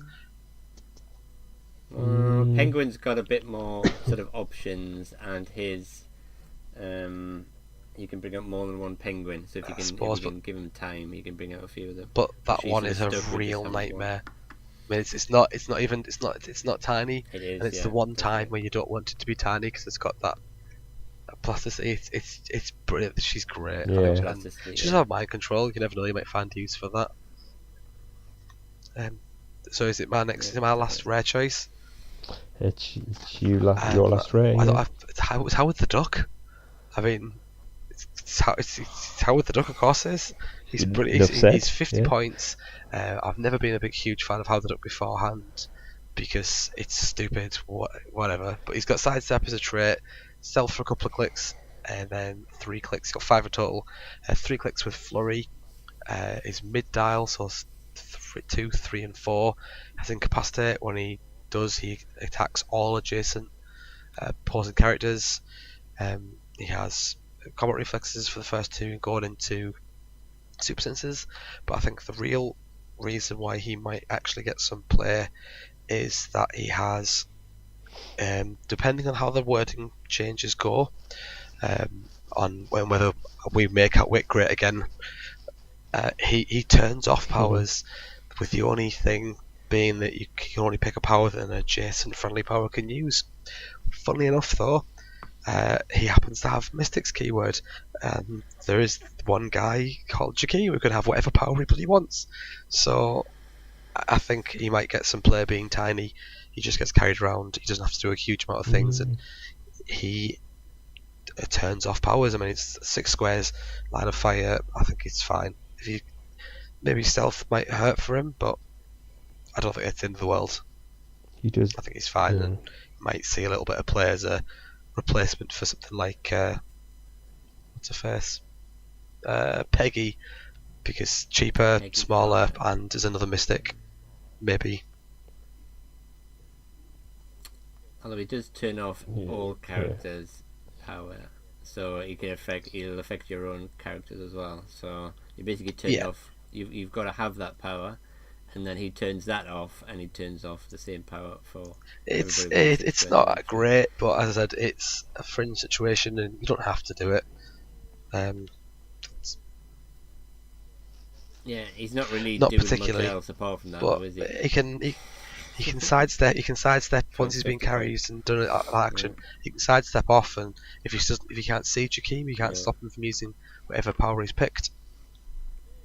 Yeah, you could, if you can quickly hide behind a corner or something like that. And, maybe, but probably not. But he's also Howard the Duck. Well, that's got to be done. That's got to be done at the start of your turn. It's at the beginning of your turn. So depending on how it's ruled, Yeah, no, it is, yes. But then later on in the turn, if he can't see you, then you because you can't use it. You still possess it, but you can't use it. Yeah, right. Yeah. There's not much more to say about him. I don't think he's going to get used, but there's that little potential, and it's Howard the Duck, so I thought it was worth a mention. He has a lot. He's got a lot of He keywords has, yeah. as well, so he's easy to fit on lots of I different mean, teams. I don't read as many comic books as I used to, but I wasn't aware Howard the Duck was in the Defenders. I think almost everyone's been in the Defenders at one point. The whole point of the Defenders when it was first made out was they weren't really a team. It's a non-team. They just, something happens and 4 people happen to get stumbled together, and for today you guys are the Defenders. That was basically what kept happening, and that's where it came from. They said, was our team up? They didn't, as far as I know, they didn't officially become named like a team until much later on. Although I don't know which other 3 numpties happen to be on his version of the Defenders. It's not exactly a imposing and threatening. I can imagine it wasn't a formidable set, wasn't? Yeah. Although he is a master, of Quack Fu. Oh man. Yeah, but that gives him sidestep. It doesn't give him anything else. It doesn't give him like flurry or close combat expert or anything like that. It basically gives him sidestep. Yeah. So the Quack Fu is obviously just like apparently so. moving slowly from or quickly, but but not very far. Yeah. Yeah. Okay, so I'm with super rares now. Yeah. My super rare pick, my first one, is Hammer. He is the non-prime version, the non-prime super rare version of Wizkid. He has the shield team ability, 6 range, single target. It's only 50 points. He has 5 clicks of health. Trait that's basically says he can't carry characters that are his size, because he's a flyer as well, obviously. Special attack for top 3 clicks. That's more like a personal tank. When Hammer makes a ranged attack targeting a single opposing character, he may also target all opposing characters adjacent to that target. When you do, modify Hammer's damage value by +1 for each hit target. He has a printed 11 attack, 2 damage on his top click. Special damage on his top 2 clicks. Advanced Tech Genius. Hammer can use Enhancement and Ranged Combat Expert. And then he drops to Outwit and picks up that special damage on his last click as well. I just think for 50 points he's quite a good piece. Definitely will play that if I pull it in sealed. I mean, you can do up to, it'd be reasonably easy to get up to 5 damage, but obviously then you have to shout around between your targets because he's got ranged combat expert, so you can bump it up by 2 as long as you've got 2 people standing next to each other. There you've got your 5. And with that 11 attack, he's going to hit reasonably easily, 50 points. Yeah, and he's also got enhancement as well for a bit of support for anybody else standing next to him. And he's got soldier keyword as well, which is always a bonus. Yeah. And shield team ability as well, so he gives a bit of a boost as well. So you can potentially give +2 damage to somebody who's standing next to him as well with the shield and the enhancement. So I like that piece. That was my first pick. Chris, do you want to? I have picked Fenris. I think we've mentioned these before in one of the previews. Basically the good range attacker. They've got 7 range, 60 points, Hydra keyword. The stats aren't great, but their special power basically boosts up their range attacks. So when they make a range attack, they modify their attack and damage by +2 and choose either damage is penetrated or the attack causes knockback. So for 60 points, they're basically doing 11-4 at 7 range with running shot and energy shield in the first 4 clicks. So they're pretty decent range attackers, 60 points. You're not going to find 60 point attackers that do 11-4 very often. And they've got enhancement as well to help out anybody else standing next to them. So yeah, very good in sealed, I would say. Very good secondary attacker for that. Dish out a lot of, and obviously if you can do shenanigans and somehow get them to do additional range attacks somehow, they are gonna do a hell of a lot of damage. you know, and I know 60 points, so then maybe it's even worse putting other things on them. I could see you trying to slip in Possessor on them, Relic special objects, things like even that, more. to try and boost up the stats. Yeah. Well, you can go crazy and get them up to, you know, like do 5 damage, and it's not like Psychic Blast as well. So if I don't know, there's shenanigans I think there. Yeah, there's potential to do shenanigans, isn't there? Yeah. Put them with Batmite or something like that to give them an extra attack. Yeah. So yeah. Yeah, good. Go for it. Quickly before you rotate. Yes, for man, I thought the super rares generally aren't all that amazing. I went with Mistress Death for man. I think she has some interesting stuff in it. She just reminds me of the old Thanos style type one-man armies, but with no defense or damage, just really high movement and attack numbers. But she has an interesting bit. The first half of the dial is really fast, pulse wave with 10 range. It's 100 points, power cosmic. And the only reason I can think of you'd use it is for the Touch of Death trait. Whenever she hits with a close combat attack, immediately plays a Touch of Death token on that character who doesn't already have one. And for the rest of the game, if you have a Touch of Death token, you are dealt damage from an attack, you actually get dealt double damage. Again, more shenanigans. Can you get her up? Can you get a quake? Can you make her just give your whole team this token, and then for the rest of the game, you're just gonna explode and pop at the nearest sneeze. Apart from that, though, she doesn't really do much else. She's not great, but I thought that trait was worth talking about. Well, you can't really kill her, but you get, unlike Each other time. don't die people, you actually score her each time she sort of would be KO'd. She does remove action tokens from herself when other standard characters are being KO'd. Yeah, but I think you really want to try and pull off the Touch of Death trait, because it's alright sort of sitting back and trying to snipe. Their damage values aren't really high enough, even with a 10 range, and you're going to find it hard to like pull off many pulse waves, I think, without catching all your other guys in the area of effect without any moving attack. But yeah, if you can think of a way to give her get her hitting people with close attacks, then she's certainly doing her. Yeah, but there's not much really to say for us, so I'll just jump out to Sean, because that is pretty much all that's worth talking about her for. Yeah. Well, my next pick is Dead Girl. X-Men team ability, 75 points. She's one of the ecstatics characters with the headline tokens. So when she hits one or more opposing characters after action result, give her a headline token. She says at the beginning of your turn, she has another trait. At the beginning of your turn, if Dead Girl has at least one headline token, heal her of 1 click. If Dead Girl has at least 3 headline tokens, when she would be KO'd, instead turn her dial to click 3 and remove all the headline tokens.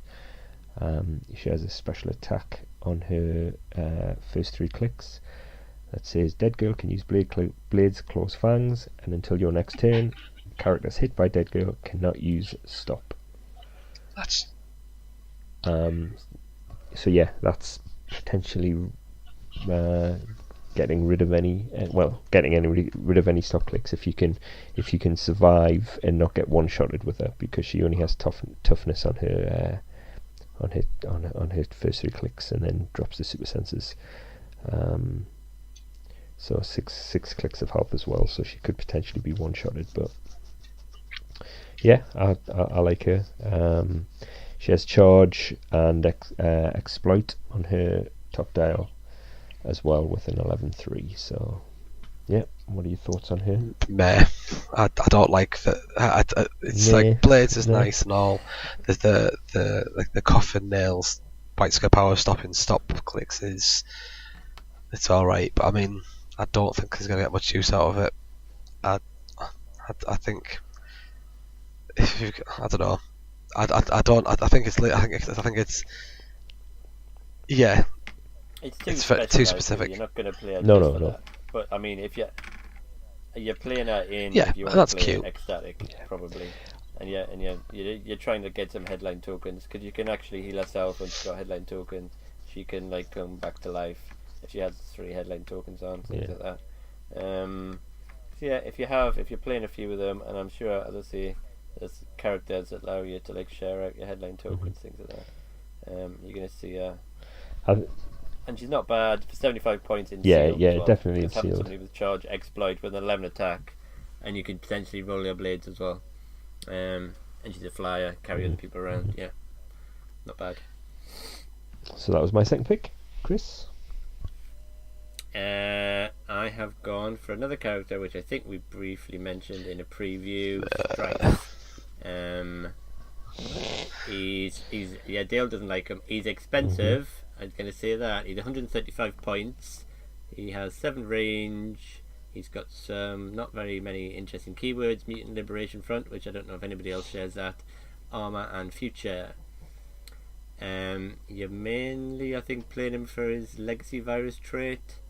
When he's KO'd, you choose a named keyword. Opposing characters with that keyword are dealt penetrating damage equal to half their current Clix number, which can't be ignored, so you can't pulse wave and possess and ignore that. He has basically top tile, he's got TK, which you can use twice, you can use as a free action if you've been given a non-free action this turn, so you could TK and TK again. He has leadership and outwit. He goes on to like having range combat expert and pulse wave towards the end of his dial. So he's sort of an expensive support piece, really, who you really want to kill if you're playing a named theme team. You want to kill him early, because if you kill him late on when you've taken some damage and you're halfway down your dial, you're going to take a hell of a lot of penetrating damage.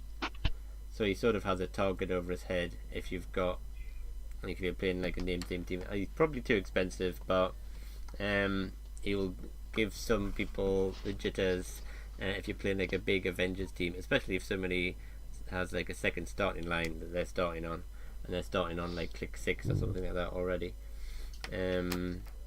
So he's a support piece. He's a very expensive support piece, but you know, I'm struggling to find some really good picks in the set. So I picked him. Anything else about Strife? Again, he's doing stuff that no one else does. I've just basically gone through weird stuff. Got really funky powers or traits and things like that. For me then, my last piece, I think this is the piece that you want to pull for anything short of chases for sealed. These are kind of the closest thing to a tentpole kind of character to Ajax. He, for 4 clicks, has an option of either hypersonic speed or flurry with +1 attack. He has precision strike for the first 3 clicks, along with probability control, impervious, in defense, indomitable. He's just, his first couple of clicks is just really strong. He loses the option for that flurry later on and has to go to it just goes to standard hypersonic. He gains battle fury at that point as well. But he also then starts dealing penetrating damage. Can't use super senses, so it's like can't use shape change, can't use super senses, can't use damage reduction for him. So his damage is going to land, and he's got the most pointless trait I think I've ever seen. Once per game, if he's at least 5 squares away from all starting areas, you can give him a power action, choose a character named Deadpool within 8 squares, place that character adjacent to him, and deal that character 1 penetrating damage. I cannot see a point in that, other than it doesn't specify enemy Deadpools, so maybe you can go mental and go headlong in, crazy and charge with Deadpool. No, if you had that prime and you needed to damage him to heal him up, you could go, I'll do that. I'll deal him one damage. I'll put action to, I'm a 140 point character. For a power action of something, it's never ever going to get used. It's just stupid, but yeah, it's funny. No, and really. And as I said, he's a hypersonic beast who has everything he could possibly need, short of maybe some more damage. He only has 3 damage throughout his whole dial, but anything apart from that, I mean, he's doing pretty well for himself. Francis Fanny. That's just the best real name ever. Yeah. Okay. On that note, we'll go on to our chases now. So we each pick one chase, yeah? I think I was lucky that I got to pick first, because I picked Venom Pool. He has a 5 range, 80 points. He has a trait called Retcon Expungifier Gun. When an opposing character uses probability control, after actions resolve, that character cannot use probability control for the rest of the game, which I think is huge. He has sidestep, poison, super senses, exploit, top dial, poison for 3 clicks, super senses for 3 clicks, exploit for 3 clicks, then he picks up prob himself. The chases in this set come with the comic panels. His comic panel is +1 target, sorry. He has another trait that says at the beginning of your turn, if Venom Pool has no action tokens, you may attach a comic panel to, which I think all of the chases have got. Improved movement as well, ignores elevated terrain. How many clicks? 2, 4, 6, 7 clicks of health. There's a surprise. And regen on his last click. He's not 75. You can't say that unless it's 75 okay, points. what is 80 points? See, I'm looking at it as 80 points, but you're paying an extra 5 points for the comic panel. Let's just put it that way. Value. But yeah, I think he's one of the better chasers. I think he's one of the best. I think he's just such good value. Yeah, he's one of the best ones, yeah. Definitely.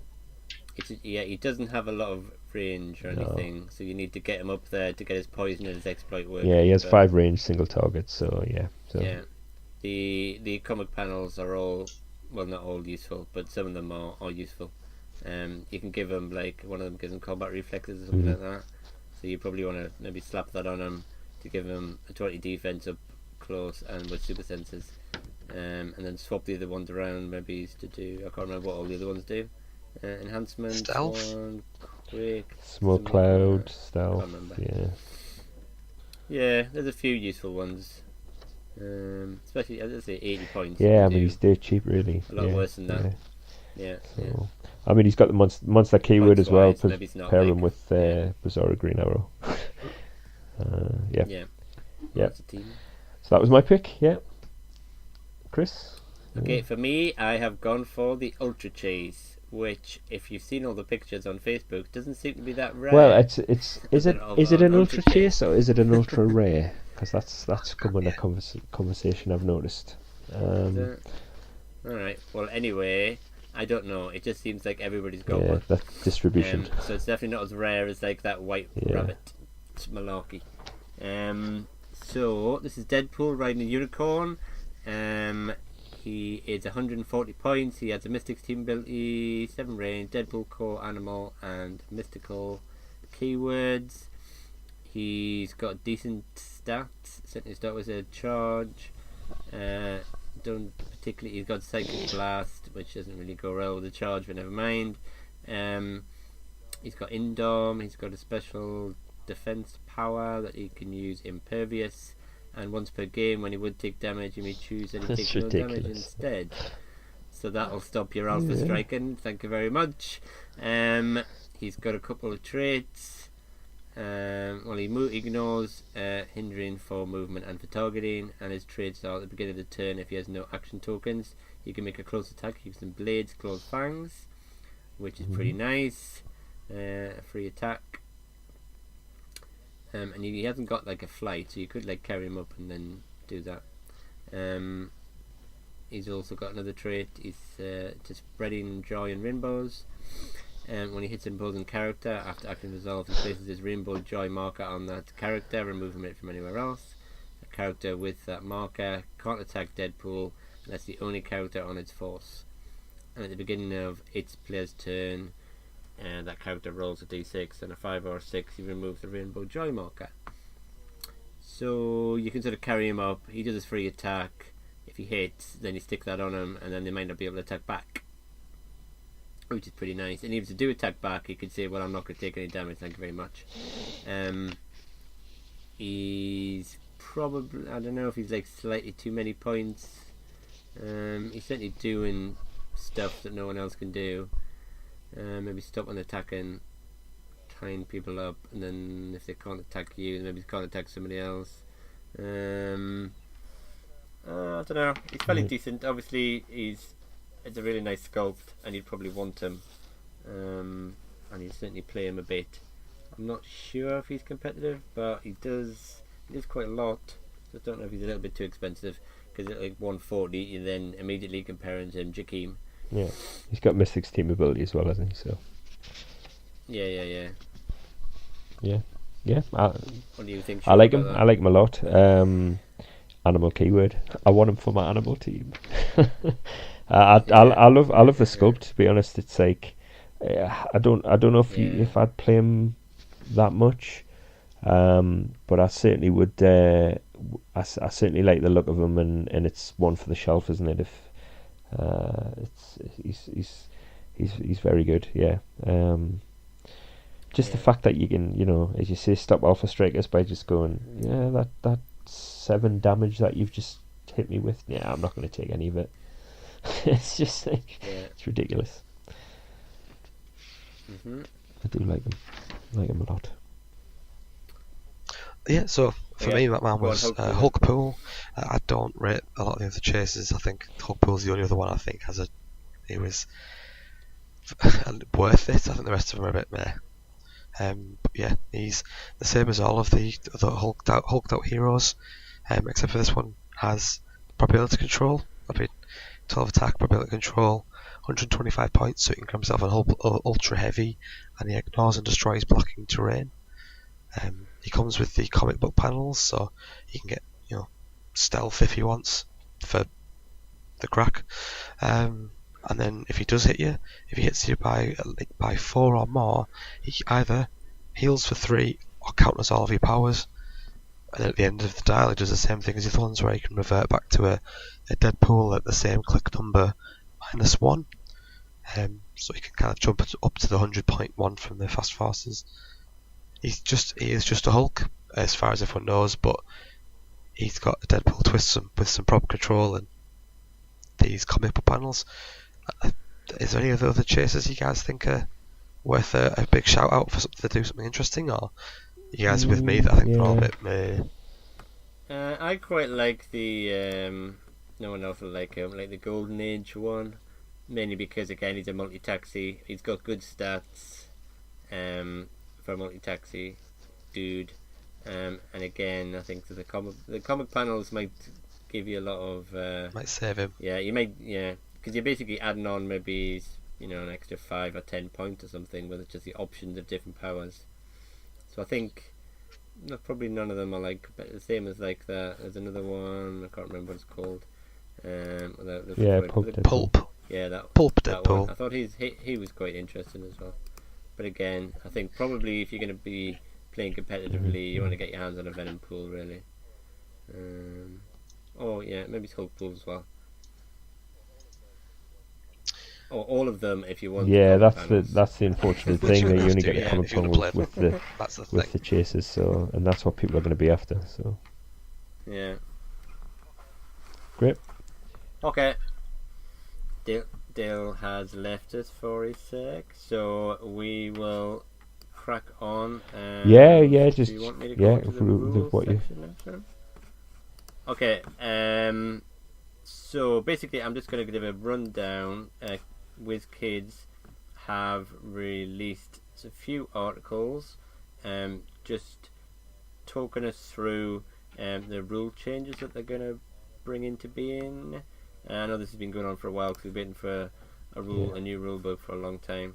They seem to have just taken their time to hopefully just to place test everything to get everything sort of right rather than sort of bringing in like changes immediately.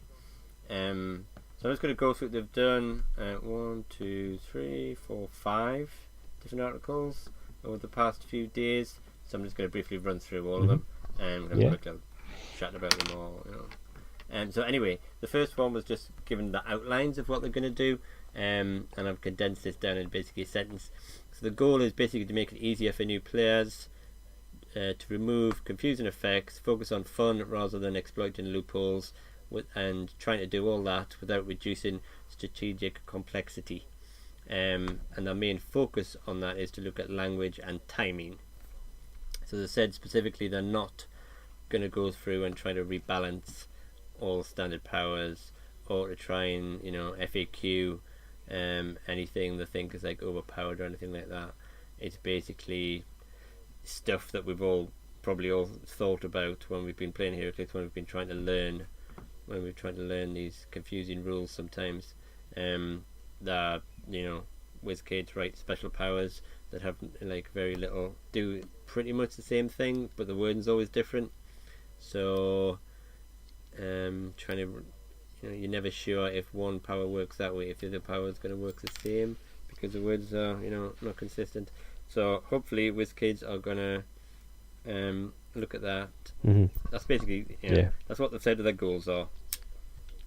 Yeah, that was the first article basically, without going into any too much detail. So now the next article, they try to they're looking at language. They're basically starting to just abbreviate a lot of stuff. So I think they're giving examples of when they were cutting something down from 24 words to 12 words or something like that. So they're trying to make things less wordy, consistent wording. I think a few examples that they gave was around things like charge, where they're trying to avoid things like that when they're doing two actions, as it were, with one action embedded. So you're giving somebody a power action, then they can move, then they get a free action to make an attack, as they do now. They're basically just trying to just get rid of that extra action, the free action from charge, and just saying, then you can make an attack at no cost. They are basically referring it to as. And they also said in the article they're going to get rid of the use and possess. So there's no difference between the two. So at the moment you've got your powers you have on your dial, you possess them. You can maybe use other powers because your trait says you can, or you've got a special object that says you can use another power. I think that's another way. Certainly new players get confused about that. And I don't think there's any real reason to have the difference, really. I think the only thing that it comes down to mechanically is, can you outwit it or not? Or there's some things where you have to possess a power to be able to do something, or have it on your dial or something like that. And then you can, something like vehicles. So sometimes they might, they haven't said how outwit is going to change, or how power has been countered. Whether it's going to be, they might just say, well, it has to be on your dial to counter it, or they might just say you can pick a power that person can use, and then they can't use it anymore. But they haven't gone into detail about that. I mean, if they don't change the way outwit is worded, or that as in can only outwit possess powers, that's going to make outwit like even more powerful than. Well, it isn't powerful at the moment, I'm going to say, because it is. If you go back to before special powers existed, this is outwit would be. There's not many things that can stop you. You have a power, I'm going to outwit it. Your power's gone. Now you go, well, I get my power through my trait. Oh, I got this power through a special object I have equipped. Oh, I've got this power because I'm possessed. Oh, because I have a resource. So outwit. If you're playing like, because I'm Jakeem. If you're playing like Jakeem and you're thinking, well, no, I can't outwit any of his powers. So outwit. When I'm looking at competitive teams, I don't really feel that I have to have it. Because I think, well, a lot of the time, it doesn't really do what you want it to do. So I want to have perplex, I want to have prob. But if you look at outwit, I think, I don't really need it. Or there's other ways to get round people's defences and that. So we'll have to wait and see on that, because I haven't really said. But I think for the language thing, it's what we've said, and I've said for a while, is just consistency, really. And they're using a lot of abbreviations, trying to cut down on the amount of words that powers have, probably so they can all fit it on the front of a card. because it does the way they've formatted the new cards. If you start getting a really wordy power, Anyway, so that was language. The next article they had was about keywords, which was basically the overall goal was just to make keywords more important and to try and have more synergy between characters that share keywords. So a couple of had a few changes. They looked at like theme team probability control, which has been changed. So instead of the maximum for like the number of points that your game mates have got to a maximum of 5. So even whatever point you're playing at, be it 300 points, you can still go up to 5 if you've got 5 characters with a named keyword. And they've changed it a little bit that that you can use it if you've got 0 or 1 action tokens in you, rather than have you done an action that turn. Because I think the rules around theme team probability controls were a little bit confusing, and when you can and when you can't use it. So basically, as long as you haven't got 2 action tokens on you, you can use it. I do think they hinted about a change to probability control, and I think what they might do is adjust it so your force can use it once per turn. They didn't actually say that, but they sort of implied, this sort of hints at it changed the probability control. If you read into it, but it doesn't actually come out and say that, so I think that's what might happen. But obviously, this is just rampant speculation based upon hints, but I think that's one thing they might look at. They have changed leadership and mastermind basically to key off keywords. So leadership now is going to read unique modifier, you get +1 action total. So it doesn't really matter how many characters with leadership you have, you're always going to get +1 actions. And at the beginning of the turn, just as before, you can roll a d6. If you get a 5 or 6, you remove an action total. The difference is now, if you share a keyword with a character, it does not matter how many points you are or they are. And also note it is no longer any type of action. It's not a free action anymore. Just going back to what they said about free actions. So this beginning of the turn stuff. It's just going to be right. It happens. So obviously that's a big boost for leadership. So especially for all these characters have recently brought out that work as a team and they're all the same points, and one of them's got leadership and it can't take tokens off any of the others. So that should keep everybody happy playing Leonardo. I'll finally be able to play Amanda Waller on my Suicide Squad team. Or my favourite, like Commissioner Gordon, was a 30-point leadership. So and Mastermind, so they've changed that quite considerably, really. So it doesn't really like you're not transferring damage, as it were. It's like when you get hit by an attack that deals damage, you can basically choose a friendly character, a chasing friendly character that wouldn't be hit by that attack and is less points or shares a keyword, so they become the hit target instead. And that's after you've rolled all your super senses, because you're not, they get hit, so you've had to roll your shape change on the Mastermind character, you've had to roll your super senses, and after all that you get hit, then you transfer in the other person, so the other person then can't use any of their super senses or shape change or anything like that.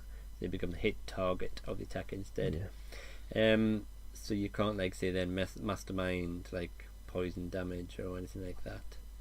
So in one way it becomes better, because if you share a keyword, it doesn't matter about the points value again, but that's sort of balanced out by you can only Mastermind then attacks off at you. So I think it's got a bit worse, but it was never really a power that you could rely on anyway. There's too many ways to get around it. But obviously this is going off, it encourages you to maybe play characters that share keywords, really, if you've got these sorts of powers. Anything to add to that? It definitely seems to be the way that they're trying to encourage you to play a theme team. But on what all we've that read you so don't far. necessarily need to have theme teams with that. You just need to, if you've got one leadership guy and you want him to leadership another character, to try and make sure that they've got to share a keyword. The rest of your team, it doesn't really matter, but mean, keywords they've got. But I'm not one who plays figures with Mastermind usually, but I've played against teams that have like Mastermind. Your team comes to mind. I think you played. Does the Lex duo Mastermind. have Mastermind? Yeah, and Killing Joke Joker has Mastermind, and finally now I can like double target a Killing Joke Joker and a Joker Thug, and not have to worry about, oh well, I'm just going to Mastermind this damage onto the Joker like Thug, even though you've already hit him and he's dead anyway. Because it says if they wouldn't be hit by this attack.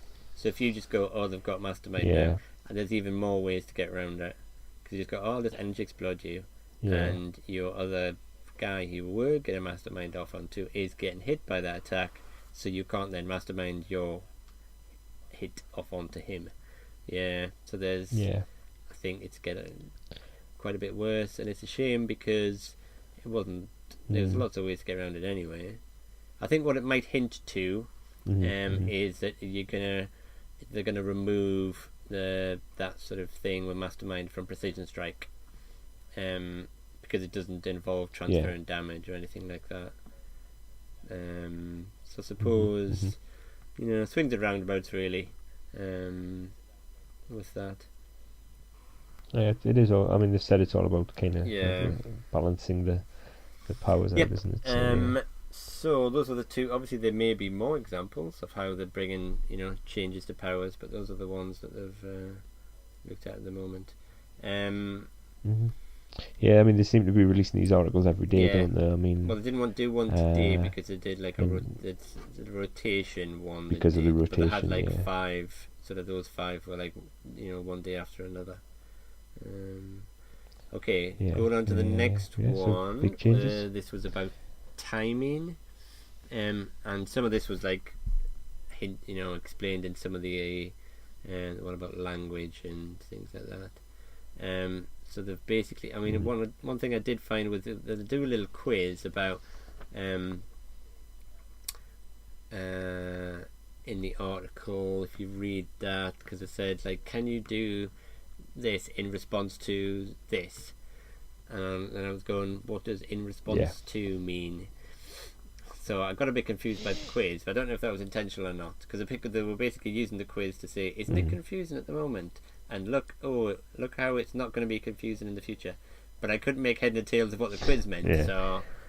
and here's this big chart that you can refer to. But anyway, so, ignoring that for a second, their confusing quiz, they basically just set out the phases of the turn, and split it into 4, which is 4 phases, with beginning of the turn, then the action phase, and the end of the turn, then a clearing phase.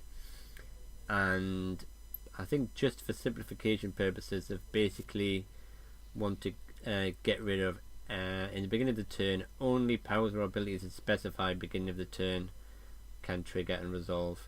So no longer can you do free actions at the beginning of the turn. So no more sidestepping, outwit, and poisoning for you, which is a shame. Poison was never like that overpowered, really, that they had to nerf it. I think, as I said in the article, really it was they didn't want to make just say, oh well, you could do that, but you can't do anything else. So they basically got rid of any actions whatsoever that you won't be able to do in the beginning of the turn, unless, I will say an example that I can think of that you probably have to do an action at the beginning of the turn is when you're using an ID card, because they specify that you have to do a power action at the beginning of the turn, which I think, there may be other examples where sort of the card text is going to overrule what the general rule is.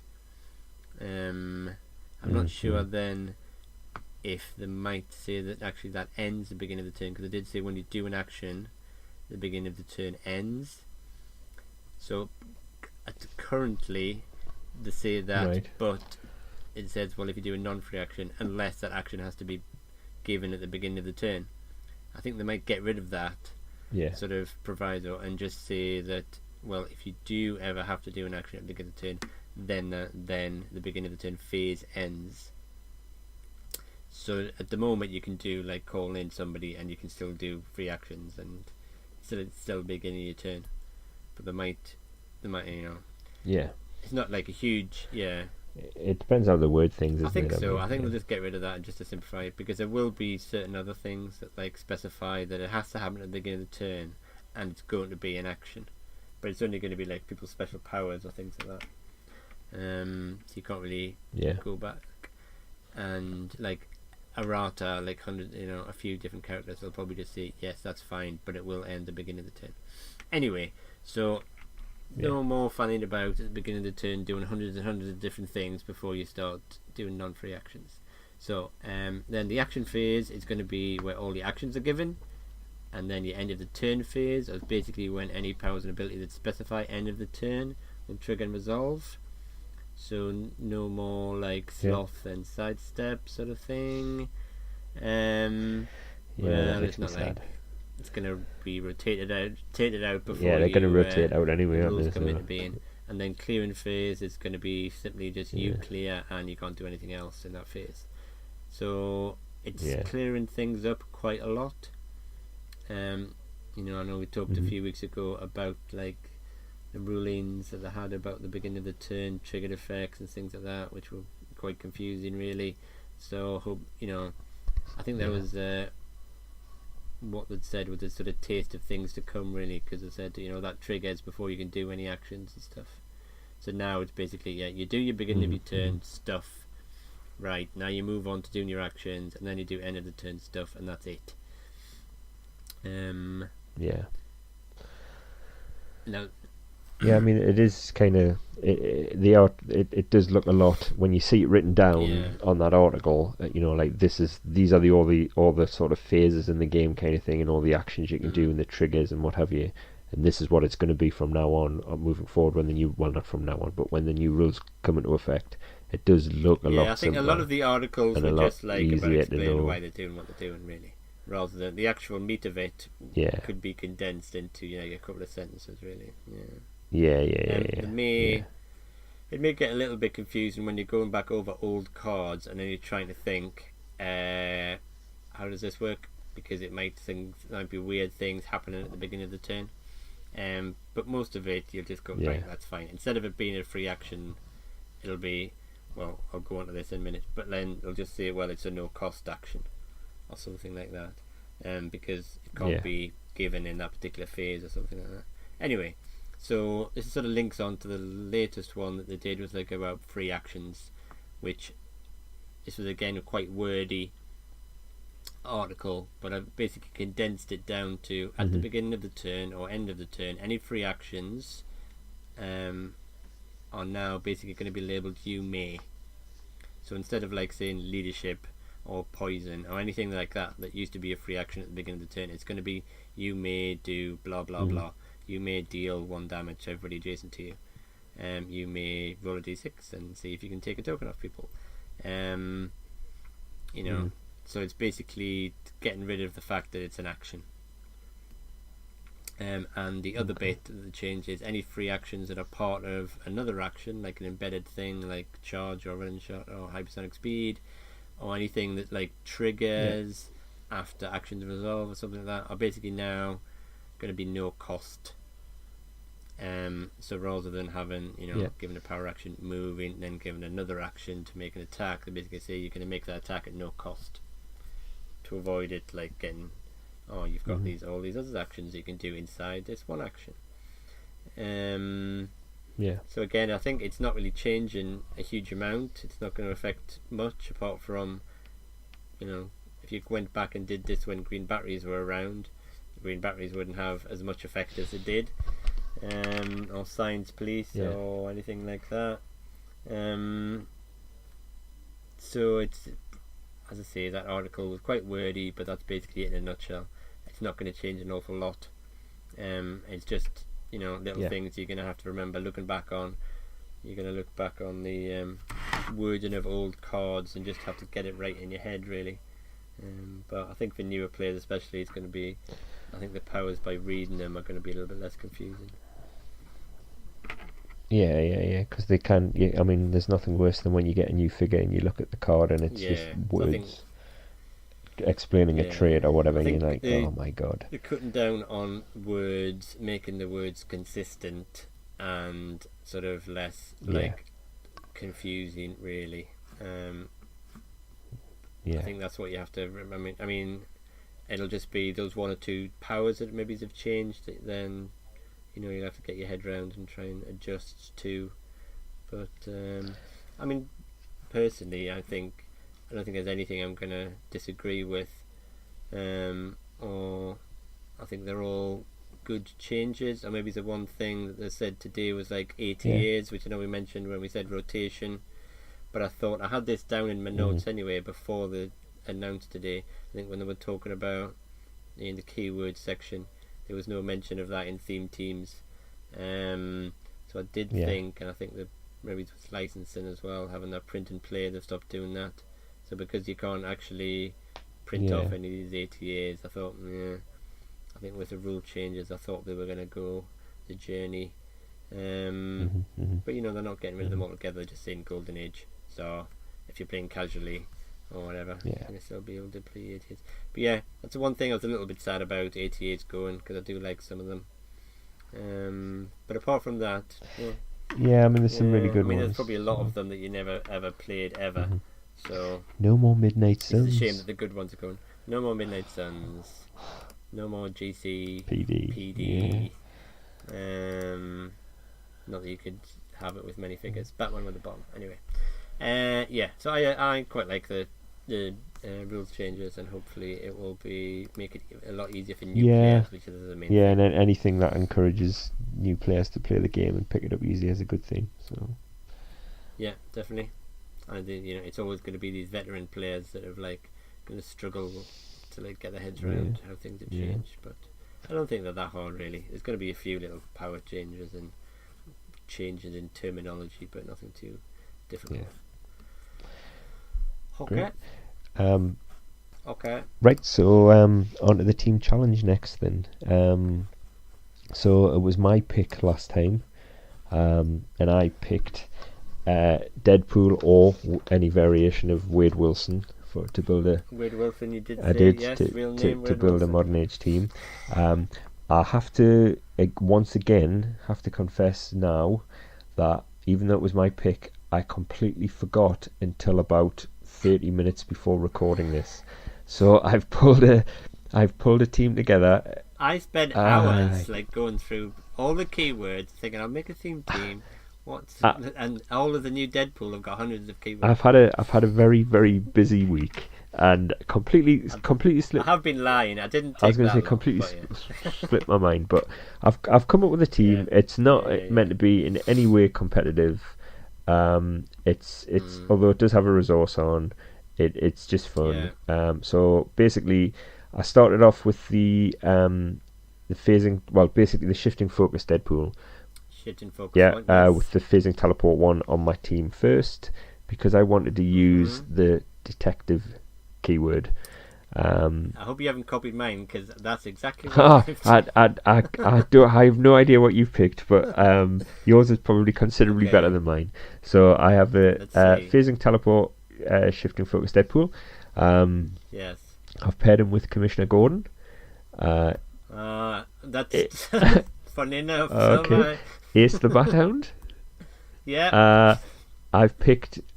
These are probably different to yours. I've picked the Batman from the Fast Forces Joker's Wild. And the Uncanny X-Men Magneto, 50-point Magneto. I have not got with a 2-sin Pandora's Box with Envy and Wrath. So detective themed team. Probably get totally destroyed if I ever played it. But yeah, that was my very brief pick, because I like the way that Magneto can pick. You can running shot once per turn, once per game, and he gets pulse wave towards the end of his dial, I believe. Ace the Bat-Hound for he's a good utility piece. You can pick damage powers. Commissioner Gordon because of the leadership and the PD team ability. And Fast Forces Batman because I'm going to plonk him adjacent to you with a I'm going to give him a relic to give him energy shield, plonk him adjacent to you, or work my way up there, to have a 20 defense and hit you all adjacent characters for quite a lot of damage and with high attacks. So yeah, that was my team. Okay, right, sounds good. My team then was quite similar, but a few different. So I've started off with our Deadpool again, just because he's got the detective keyword with Commissioner Gordon and Ace the Bat Hound. I have picked the chase question instead. I was looking at it for 100 points. Yeah, basically because I'm wildcarding, so he's a wild card. Then I've picked Batman with the bomb, 35 points. And then I've picked the JCPD ATA on Commissioner Gordon and Batman with the bomb. That is 4 points because two of the only 4 characters I think who can qualify it for that in modern age. And then I've picked Pim Particles for 2 points and the Web Shooter for 4 points. Basically what I'm doing is moving ridiculously fast as free actions. So the GCPD ATA, I can never say that very quickly, if you haven't used it before, is basically gives you at the beginning of your turn a move action for free, and you replace your speed value with 4. So for example, I mean, one of the good things is Ace the Bat Hound is tiny, so you can move him around quite fast using one of the other characters. Batman with a bomb can sidestep twice, so combine that with the ATA, and he can move 8 squares for free. Wow. So you can like move, say 4, carry an Ace of Bat Hound, he picks outwit something, and then leg it back again. All as free actions, and you haven't like spent any actions. Nice. And you can run around with your bomb, and once the bomb sort of ticks down, then you try and get rid of it. But Commissioner Gordon as well can then move his like 4 squares, and that gets him into position to use his police team team ability and his enhancement and his leadership as well. Cool. And the question it's also got, it's a wild card, so he can wild card that, and he can then move again 4 squares. He's got outwit, he's got poison, he's a nice, I think he's seen competitive play a little bit. He's got shape change, super senses, top dial, 18 defense, got stealth, and I think there's some shift in focus Deadpools that have the Spider-Man ally, and the one who has the blades again, so they can wildcard it. And with the Pim Particles as well, what you can do is say make Deadpool tiny, and let's say Batman, you can do ridiculously fast movement. Batman with a bomb can move 8 squares, carrying Deadpool. Deadpool then wildcards the GC, and then moves again for another 4 squares, and he has sidestep, and he moves another 2 squares. So 8 squares, and then so you can start off, let's see, Batman with the bomb starts off in row 2, ends on row 10, drops Deadpool, and then in row 11 Deadpool moves another 6. Well, you wouldn't make the move, would he, if he's been carried though? These are all free actions. Yes, because it's GCPD, of course. Yeah. So it's he moves to the 8, so that's, I think it's on row 19. Oh my god! From starting on row 1 at the beginning of the turn as a free action. So ridiculously fast speed. Oh my god! So you can get in real, and then he can like then turn into somebody else. Let's say turn into one who of can the then free attack. Yeah. Ones. Yeah. Well, you can go around, and once he's taken some damage, have like he'll be a keyring guy who'll then move around like that doing free attacks. So it'll be lots of fun. Yeah. I think the web shooter, I had 4 points left for the web shooter, and that basically I'm giving somebody leap climb, or you could give the little web shooter to Deadpool instead, and then when he hits with his range attack, then he'll like web shoot them. Although I'm not even, I don't know if that is like a particular type of action you have to give for the web shooter actually. I think I'd put it down because it gives leap and climb, so which combos with the ATA, because the ATA is like a move action rather than like just sidestep sort of thing. But yeah, I was playing that. I played the ATA with my team the other night when we played it in our casual games. I've heard all about it. And because you could combo it combos with, if you can carry somebody, because it's very difficult to get to be able to carry it because Ace is tiny. Yeah. 8 is a really good figure then to be able, because you can just carry him around and you can sort of pick, you know, a wit or a flex or something like that, and be able to use your support powers, and you know, so it's unfortunately that 80 is going to go the distance shortly, so I shall have to get playing that Commissioner Gold a little bit more before it gets rotated out. Yeah, that's good. That's good. What we should do, I should have maybe mentioned this to you before we start recording. What we should do with these team challenges is one week we should play the teams that we've built against each other and record it. I don't think it's not Ace of Bat Down because I haven't got one else. Yeah, well, no, not this team, but yeah, I mean maybe 1 week we should record them and put them on the YouTube channel to see. Yeah. That's a good idea. So obviously Dale's had to pop away, unfortunately, so we haven't got to find out what Dale built. He probably built something with Deadpool and Commissioner Gordon and Ace of Bat Down. Probably. But we'll put something on the Facebook page as to what we built and what Dale built. It's because Dale's pick as it well. It is Dale's pick as well, yeah. So we'll update the Facebook page as to what, once we find out ourselves what the pick is. So I think that's about it for this week, Chris, unless you've got anything else that you want to talk about. Nope, that was a long show. It was a very long show, yeah. So we'll and it's very late, so we'll wrap up now. Thanks for listening, and don't forget you can catch us on Facebook and YouTube. And until next time, I'll just say bye. So bye.